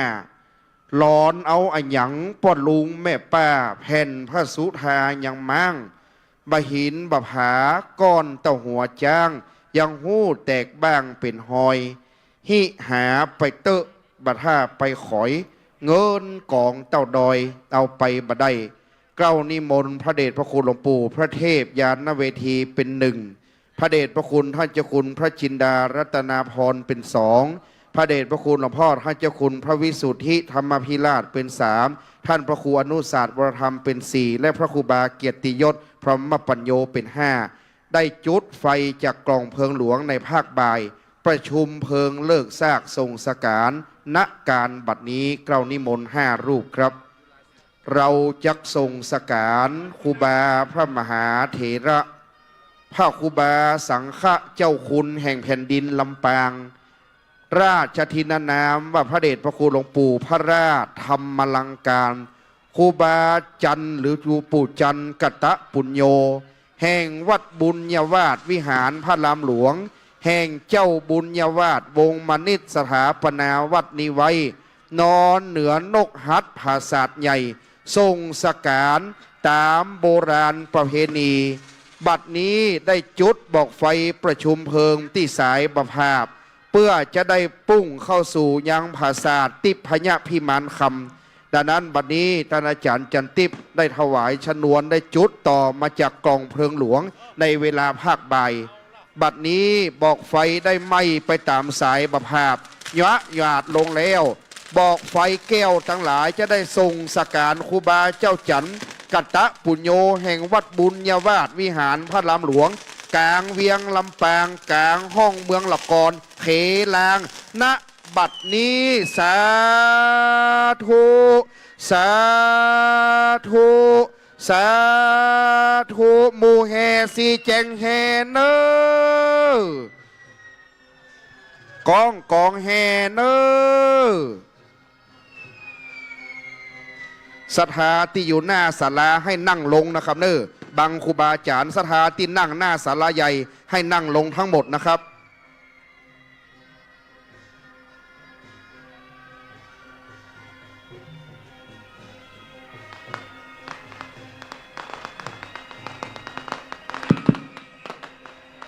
สัมมายุตตาธรรมวิปากาธรรมวิปากาธรรมธรรมเนววิปากานาวิปากาธรรมอุปาทินุปาทานิยธรรมานุปาทินุปาทานิยธรรมานุปาทินานุปาทามาสังกิเลทาสังกิเลสิกาธรรมาสังกิเลทาสังกิเลสิกาธรรมาสังกิเลทาสังกิเล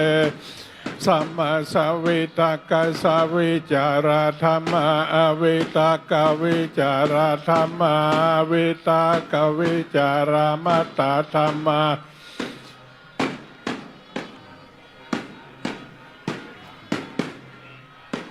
คาถาธรรมทัศเนนะปะหาตาภาธรรมภาวนายาปะหาตาภาธรรมเนวทัศเนนะนะภาวนายาปะหา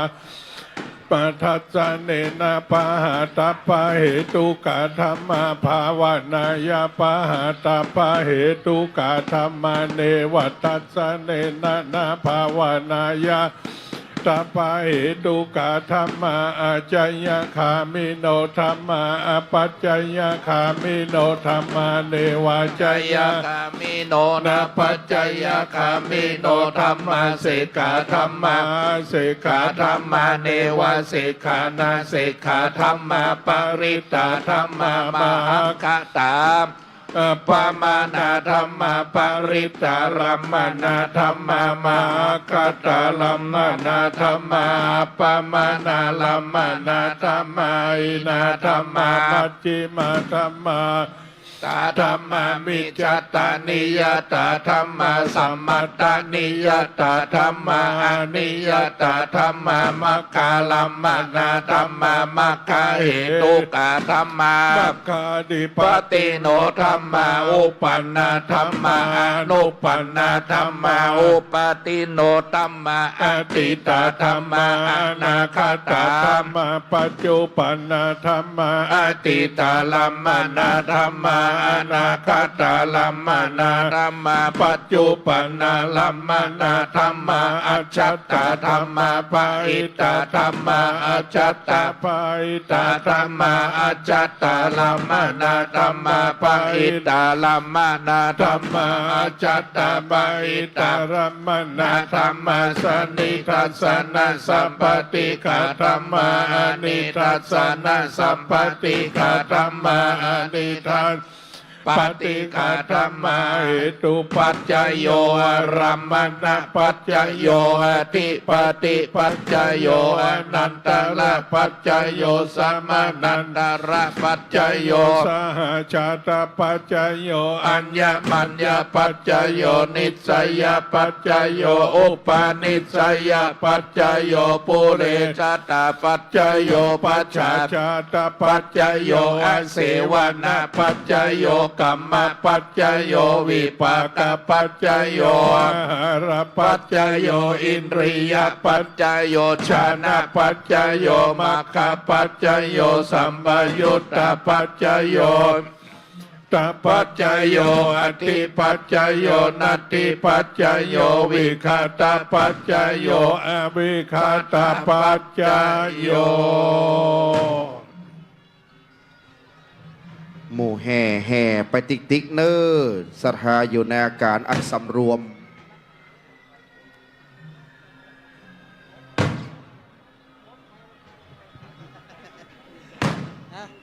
โอ้ปากกาอ่ะ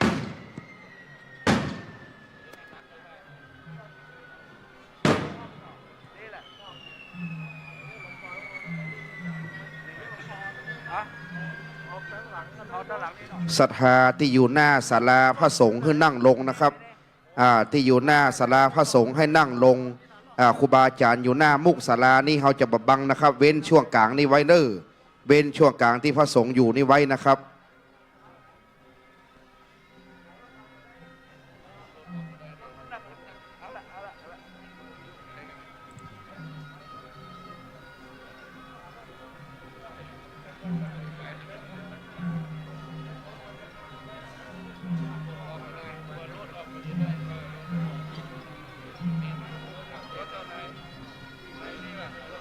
ขณะนี้มีการครับขณะนี้มีการไลฟ์เฟซบุ๊กหรือว่าถ่ายทอดสดทางเฟซบุ๊กประมาณ10,000 กล้องของลำปางนะครับเนอะนอกจากช่องชาแนลแล้วยังมีเฟซบุ๊กส่วนตัวประมาณ10,000 กล้องในนี่เป็นมหาชนคนทั้งหลายไล่ของไปของมันเนอะเพื่อสัญญาณมันต่ำมาก็แล้วกันเนอะถ่ายไว้เป็นประวัติศาสตร์บ้านเมืองลำปางปี 2567 ปงคูบาเจ้าจันกตะปุญโญวัดบุญญาวาสพระอารามหลวงเมืองลำปางนะครับเน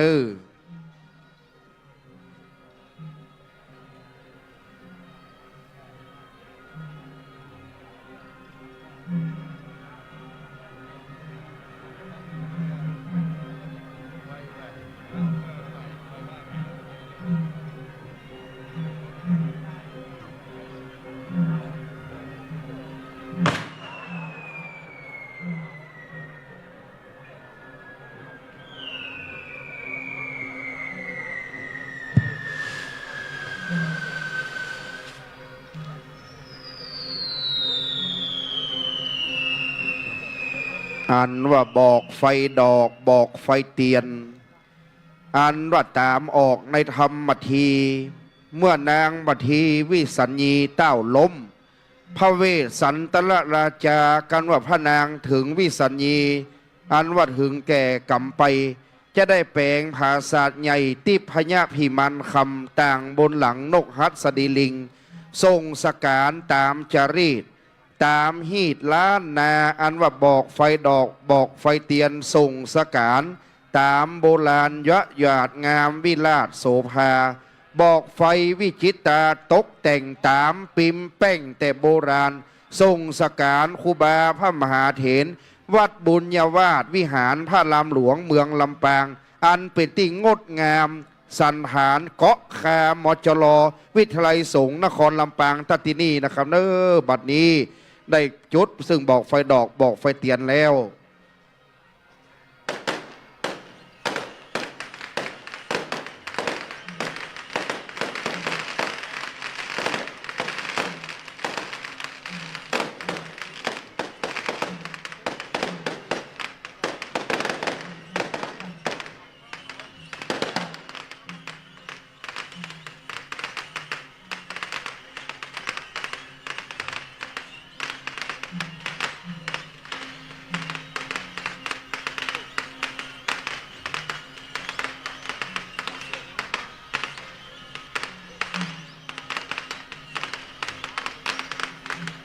ประดุจจะดังดวงดาวดารา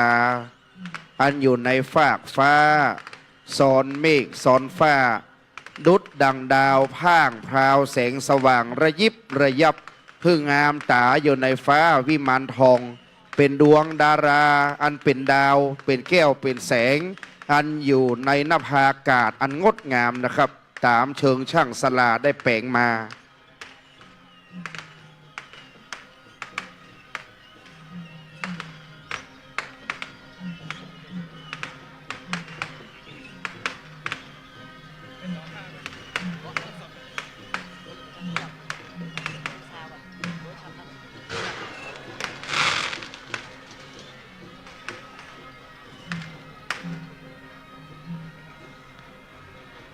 เต้นฐานเรืองงดงาม ดังเต้นปันทุกัมพะศิลาอาจแห่งเต้าอินตาธิราชขุนอิน อันว่าอยู่ในสวรรค์จันตาวติงสา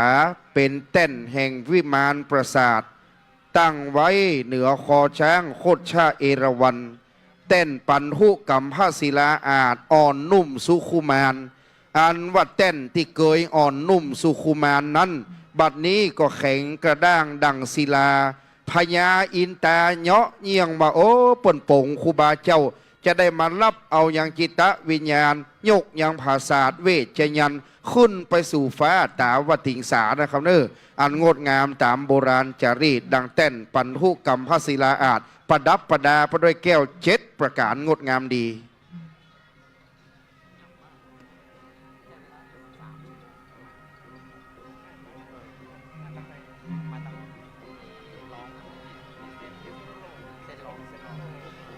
คณะแห่เมืองลำปาง4แจงด้านแห่ส่งสการไปที่ละเมาเอาใจนะครับเนองดงามตามแบบเบ้าแต่วันนี้คณะแห่แพตี2พุ่นเนอจูดจ่วยกันบอกไฟดอกบอกไฟเตียนบอกไฟน้ำต้น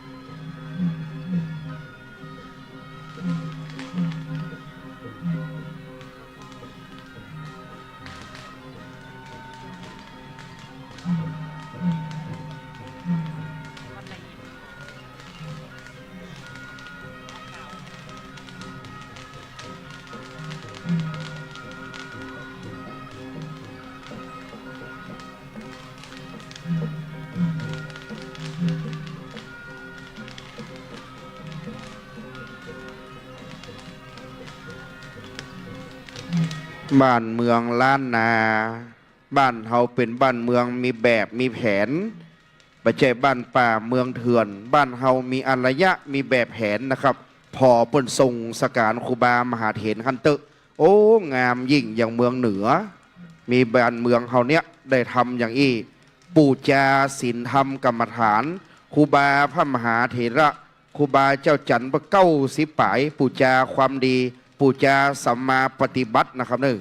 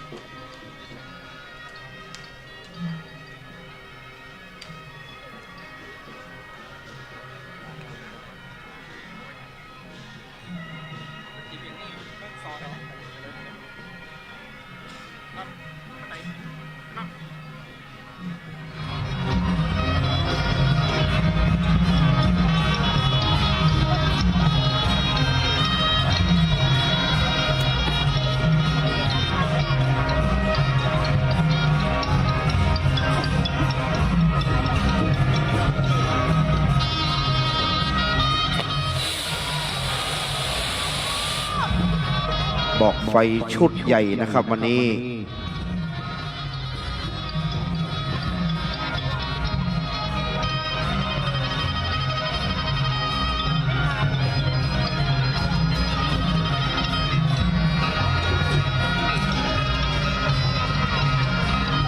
เดี๋ยวรถของพระเดชพระคุณหลวงปู่พระเทพยานเวทีเตรียมพร้อมเลยนะครับหลวงปู่จะเดินทางกลับแล้วจะได้พักผ่อนดึกละวันนี้กราบในเมตตาหลวงปู่นะครับ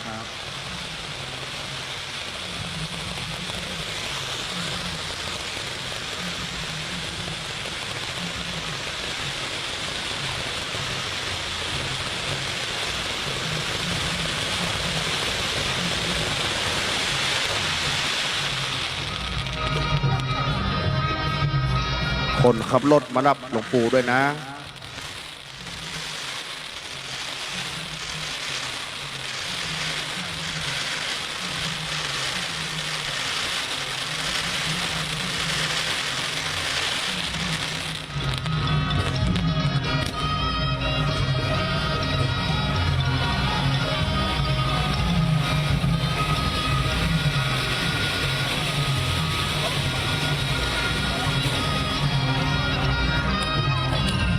บัดนี้พญานกหัสดีลิงตัวหลวงก็มาร่ำให้อัศชนก็เนืองนองน้ำตาเยอะหยาดยงจากนกหัดตัวขาวเผือกพองนกหัดก็กึดยากจะลาวัดบุญญาวาสวิหารพระรามหลวงครูบาจะได้กึดยากจากศรัทธาจะได้ลาวัดลาวานกฮัดก็น้ำตาอัศชนเนืองนองยะหยาดลงมาแล้วลาวัดลาเวียงละกรเขลางลำปางตัดตินีเนอลาศรัทธาต่างหลายที่ได้เกยไหวเกยสาเกยสักการะปูจาครูบาจะขึ้นนกฮัดจะบินข้ามมหานาทีไปแล้วครูบาจะลาเวียงลำปางลาศรัทธาลาเจ้านายฝ่ายเหนือเนอบัดนี้บอกไฟน้ำตกนกหัดบินถึงเขตหิมพานต์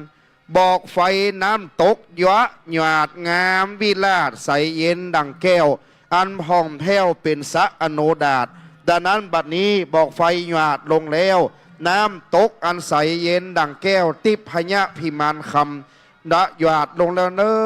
บอกไฟน้ำตกตาดหยาดลงแล้วจะได้ส่งสการครูบาสังฆะไปถึงเมืองแก้วอมตะมหาเนรปานแล้วนะครับเนอโอ้คนหลาย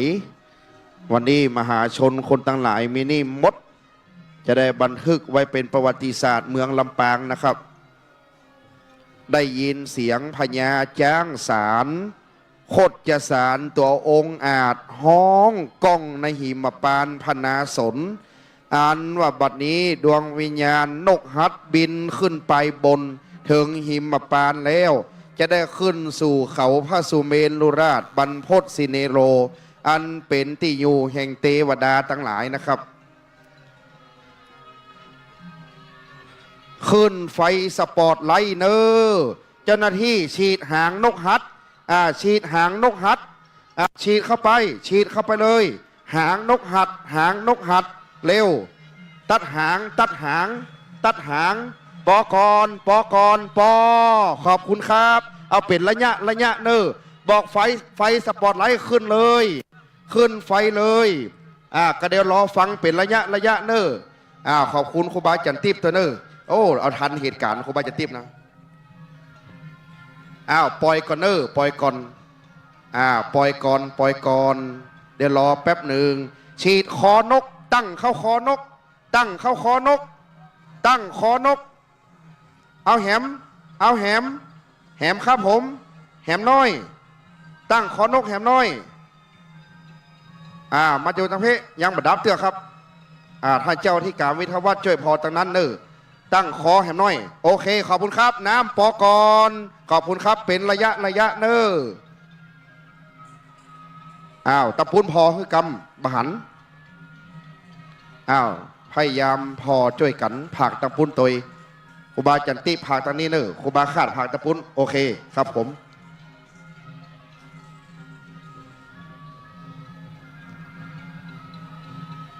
บ่ขึ้นเตือกเดี๋ยวก่อนใจเย็นๆโมแฮเก็บโมสลาเก็บสาย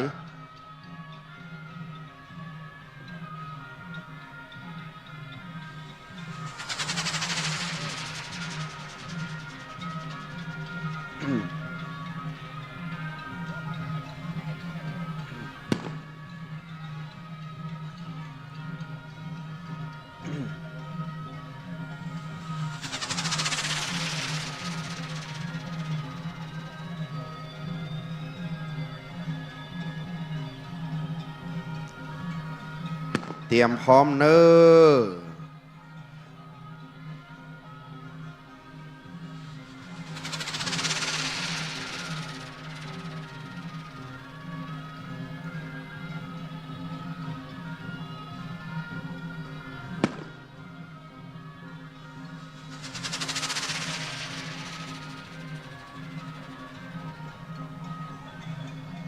โอ้ไม่ดีไม่งามพอทิศทางลมบ่มีเนอพอทิศทางลมลมบ่มีจับพอดีพอทิศทางลมเอาเนที่หัวนกฮัดได้ฟังเตอเนรอกำหนึ่งได้รอกำพอทิศทางลมเนวันนี้เจ้าหน้าที่รถบรรเทาสาธารณภัยกระเดียวพอทิศทางลมขอบคุณครูบาเกียรติยศเป็นห่วงออกมาพอละไม่ดีไม่งามผ้าพายลมยั้งก่อนเนอ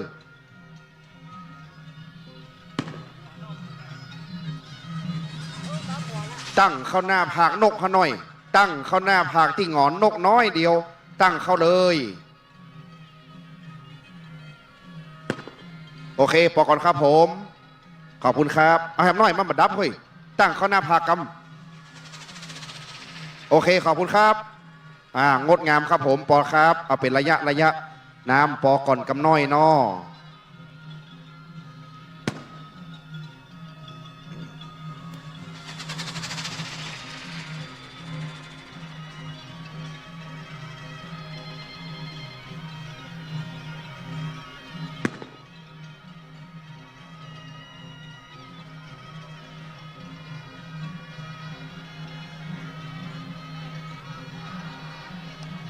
เอาละเนอผ้าเพดานเกิ้งไว้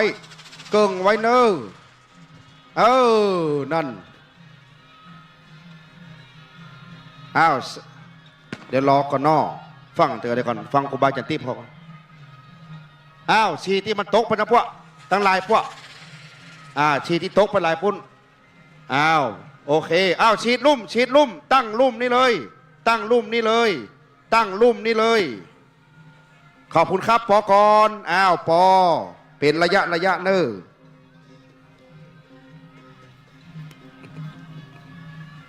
ใจเย็นตีมันกว้างดูตั้งหน่อย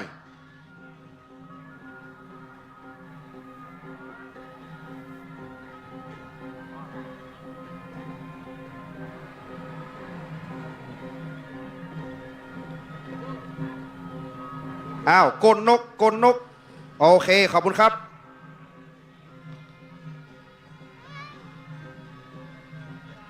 ก็นี่ปอก่อนเนอฟังเตื้อผลลูกน้อยๆไปก่อนไปเชื้อเห็นน้อยขอบคุณครับผม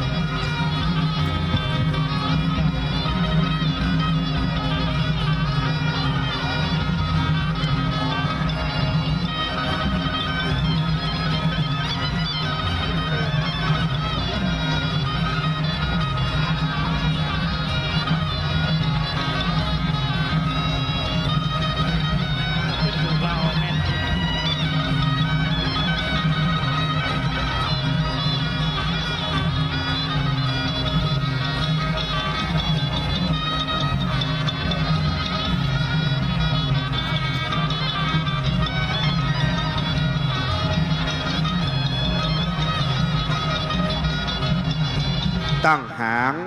โอเคน้อยเดียวน้อยเดียวน้อยเดียวพอละพูดพอละครับคือเป็นลูกน้อยเอาละกันนี่บัญชีละปล่อยไม้ไปก่อนสลามมากมานี่ละอ้าวตังวันตกเนอมันจะมีสายสลิงเส้นนะครับแกถ้าไฟไหม้ประสาทตังบนแล้วสลิงถ้ามันจะพุดลงแล้วนะครับเนอระมัดระวังอ้าวสายสลิงตังวันตกนะครับคือโหมแหมน้อยมันจะไม่บะโหมเตื้อเอาโหมขึ้นแหมน้อยปล่อยไว้ก่อนนะครับถึงลุ่มถึงบนก็คือมันบึกอีกคำปลอดภัยพัดลมมันหมีอาที่มันกว้างเต้นก็ไก่สบายใจวันนี้ไปดีไปงามครูบาเจ้าเขามีบุญนะครับ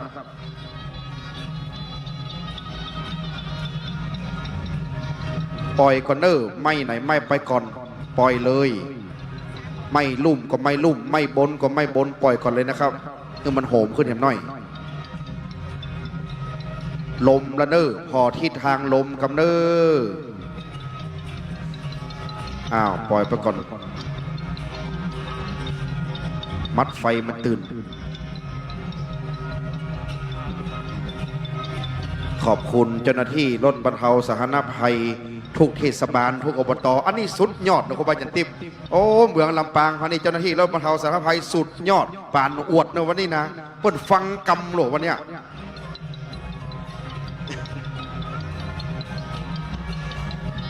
อันนี้กับครูบาจันติมสั่งลุยโอ้ฟังเตื้อโอ้ก็หาอวดเนี่ยฟังเตื้อ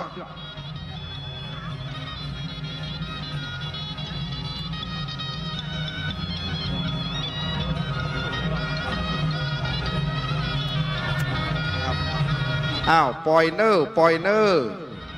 อ้าวขึ้นแล้วครูบาไปดีไปงามลมตั้งซื่อเปลวไฟตั้งขึ้นอ้าวดังนั้นบ่มีเปลวไฟไปตั้งอื่นอ้าววันนี้งดงามตามแบบเบ้าครูบาเกียรติยศปงท่านพระอุปชาของท่านให้ไปดีไปงามได้กินดีตานดีกินใหญ่ตานหลวงขอบคุณท่านเจ้าสลาวิทยวัฒน์ตัวเนอวัดวังกวางวังชิ้นได้มาดูแลขอบคุณครูบาจันติวันนางเหลียวขอบคุณสลามมากสลายงทีมงานบอกไฟคุณภาพเราขอบคุณเจ้าหน้าที่กลุ่มพิธีของลำปางตัวเนอทุกคนเลยนะครับเจ้าหน้าที่พิธีของลำปางเจ้าหน้าที่หมู่แห่เจ้าหน้าที่คณะเครื่องเสียงเจ้าหน้าที่รถบรรเทาสาธารณภัยปล่อยเนอประทาชีเข้าไปในประทาชีเข้าไปในปล่อยไว้กันมัดไฟตะวันตกตั้งขึ้นซื่อกันมัดไฟไปตะวันตกถนนตั้งขึ้นเลยตั้งให้ตรงห้ามฉีดเข้าไปในถ้าฉีดเข้าไปในมันจะตื่นมัดไฟออกมาตั้งใดกันตั้งนั้นเนอฉีดตั้งขึ้นเปียไผ่เปียมันเนอหัวไผ่หัวมันเนอตะวันตกลวดอาบน้ำเมกำห้ามฉีดเข้าในเนอฉีดเข้าในมัดจะตื่นตั้งข้างคุมไว้กันมัดไฟไว้ข้างคุมไว้เน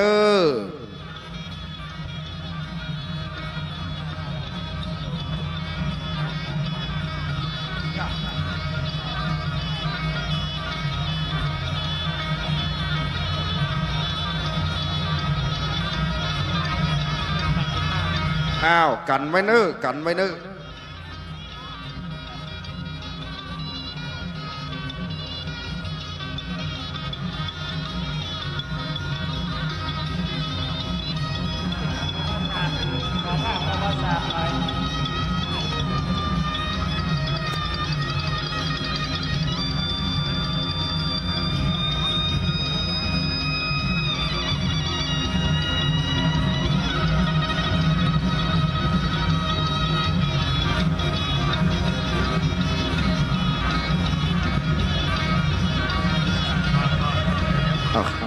โอเคครูบาไทยกันมัดไว้เนอครูบากตัญญูกตเวทิตาธรรมไม่ไปเรื่อยๆฉีดปีกนกตะข้างกำฉีดปีกนกตะข้างกำครับฉีดปีกนกตะข้างนี่กำเถอะตั้งลุ่มเนอตั้งลุ่มน้อยเดียวขอบคุณครับ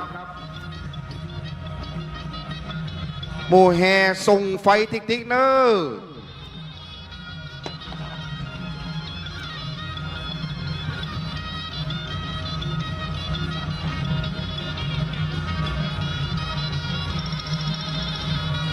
เป็นดีเป็นงามงดงามนะครับใบหญ้าตีกว้าง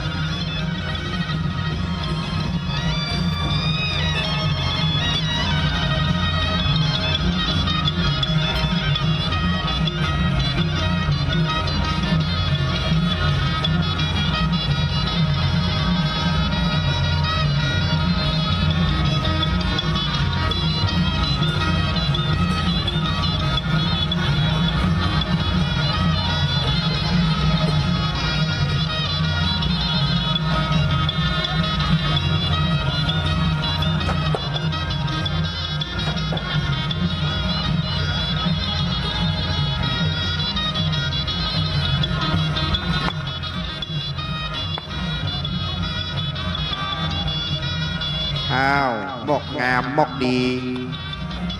อ้าวงดงามยิ่งนั่นจ้างห้องไอ้กำ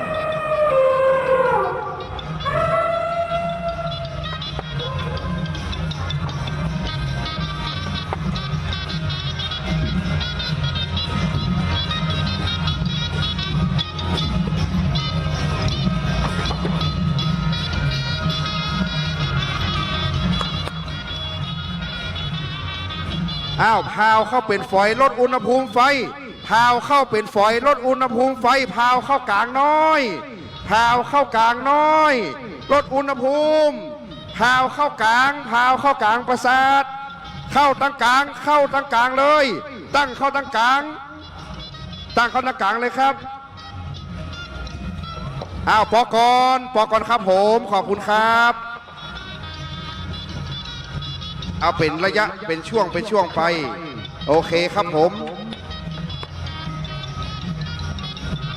โอ้ตะปุนขอบคุณเนอะมีแหมสายท่านพระครูประหลัดชนลีอยู่ตะปุนปลอดภัยและอุ่นใจแล้วมี4เจงหมดละเจง1วัดดงฤาษีเจง1วัดวังขวางเจง1วัดนางเหลียวครบหมดเลยวันนี้4เจงด้านควบคุมขอบคุณดูแลนะครับ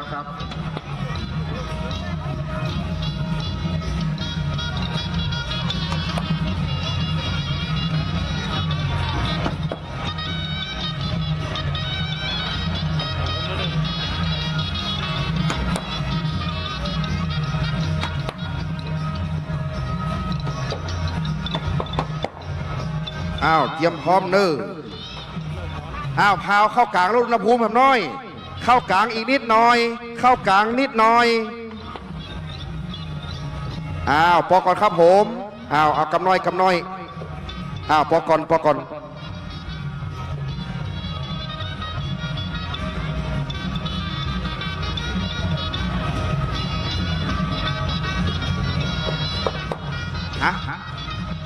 กันมัดไฟตะวันตก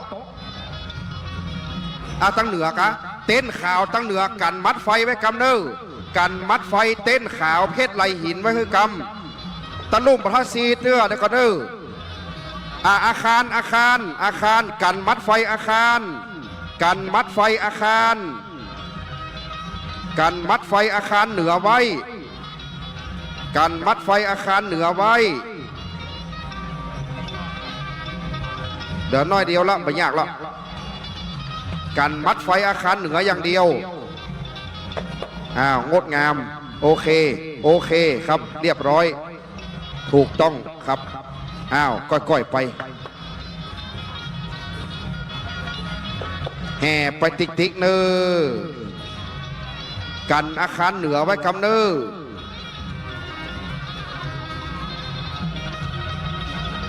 ปล่อยเน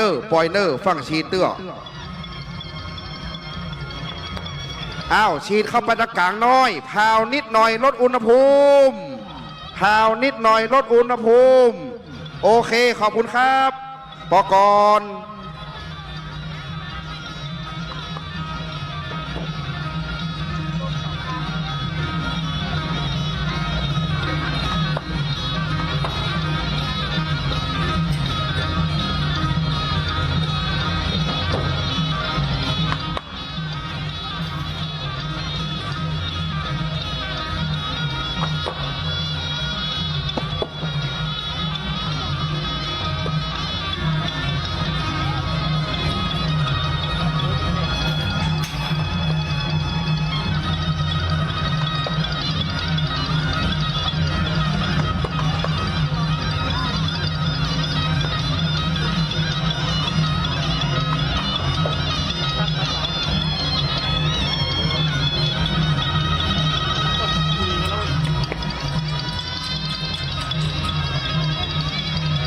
ขอบคุณทุกส่วนของเมืองลำปาง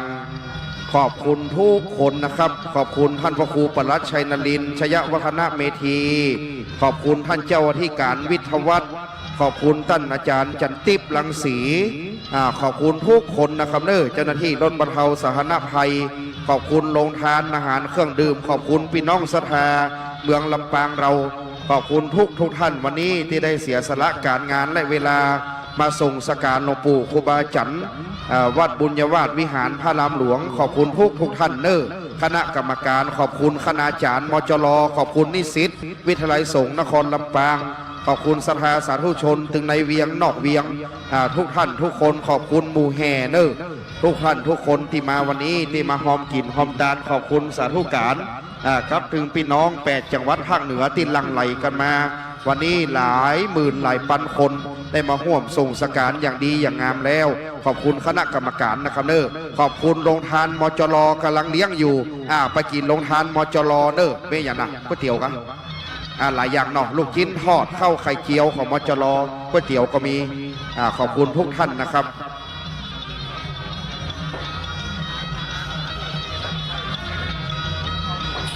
วันพรุ่งนี้จะเก็บอัฐิหลวงปู่เวลา9 โมงนะครับดังนั้นประกาศลูกศิษย์ลูกหาครูบาเกมจะนำทีม9 โมงนะครับหลวงพ่อพระครูอนุสาสตร์วรธรรมพร้อมโดยครูบาเกมครูบาเกียรติยศศรัทธาทั้งหลายลูกศิษย์ลูกหาผู้จะเก็บอัฐิ9 โมงที่มจรลำปางนะครับเกาะขานี่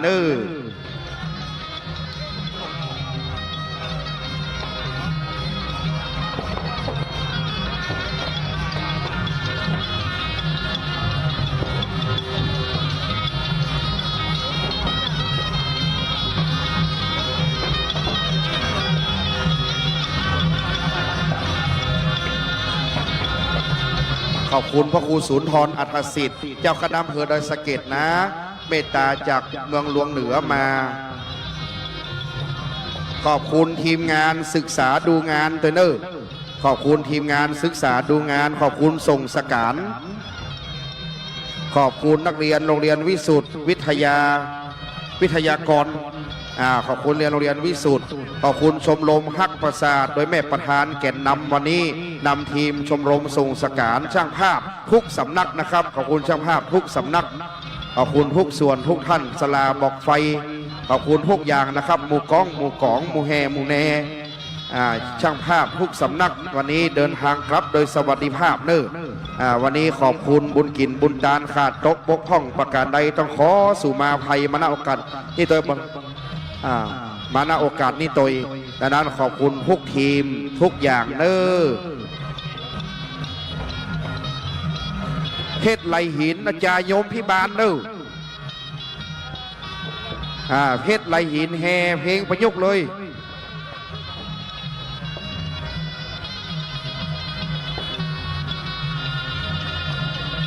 ไปดีไปงามงดงามยิ่ง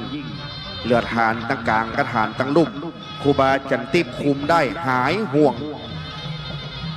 ครูบาคาดคุมได้หายห่วงแต่ลุ่มนี่นะเรียบร้อยแล้ว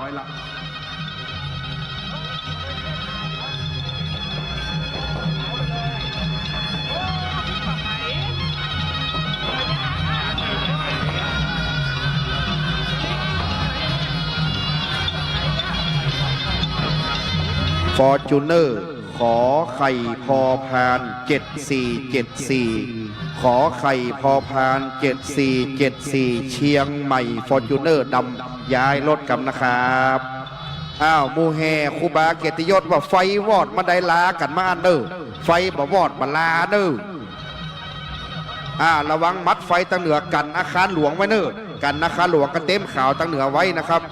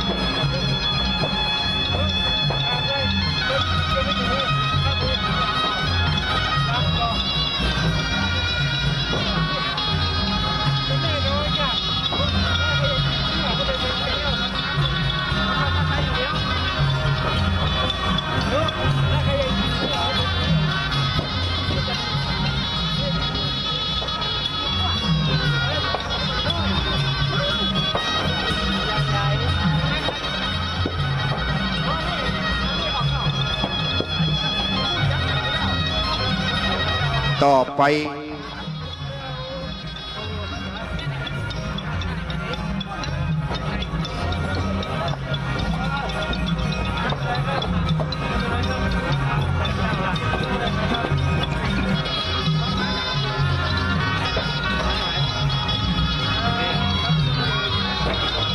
ขอบคุณครับ ขอบคุณพระเจ้าพระสงฆ์นะครับ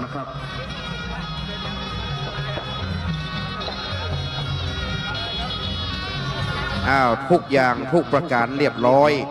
ชมรมส่งสการจะไปซ้อยเอาวันที่10 มีนาเนอส่งสการพระธิการแมนศักดิ์ประพัสโล วัดศรีงามสันทรายนะครับส่งสการติดหน้า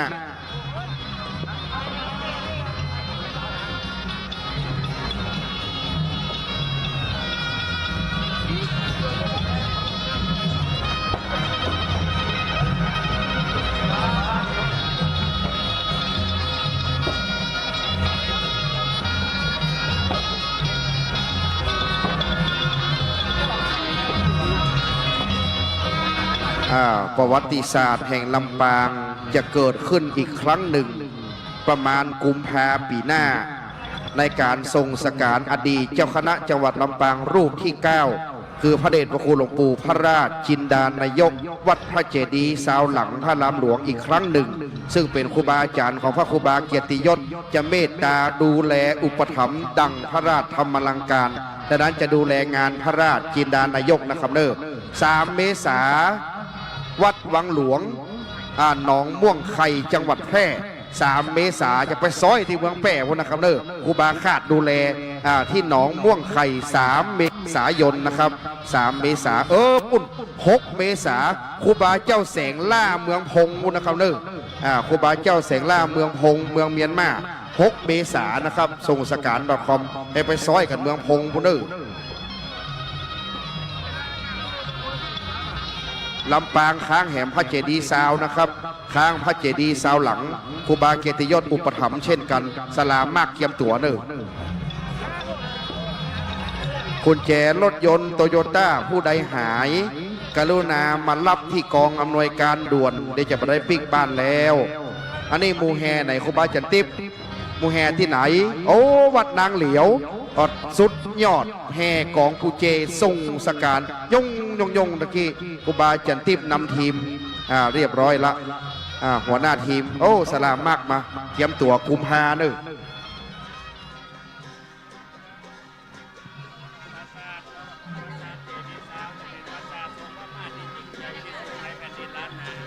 ปราสาทของพระราชจินดานายกจะเป็นทรงเจดีย์ซาวนะทรงพม่าที่ยิ่งใหญ่ที่สุดในล้านนาจะเกิดขึ้นนะครับเอาอย่างลำปางไปพอเอาแบบวัดต่างๆในเวียงบนเด้อม่อนปูยักษ์ปูเยอะเอาไปพอจนเสี่ยง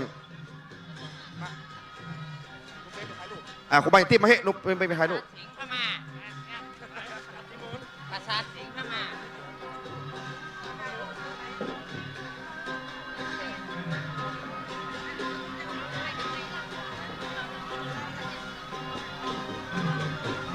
เสา 2เอาเลยเสา 2ทุกท้ายผู้ชนะต้องเอาไปทุกท้ายนะเสา 2ทุกท้าย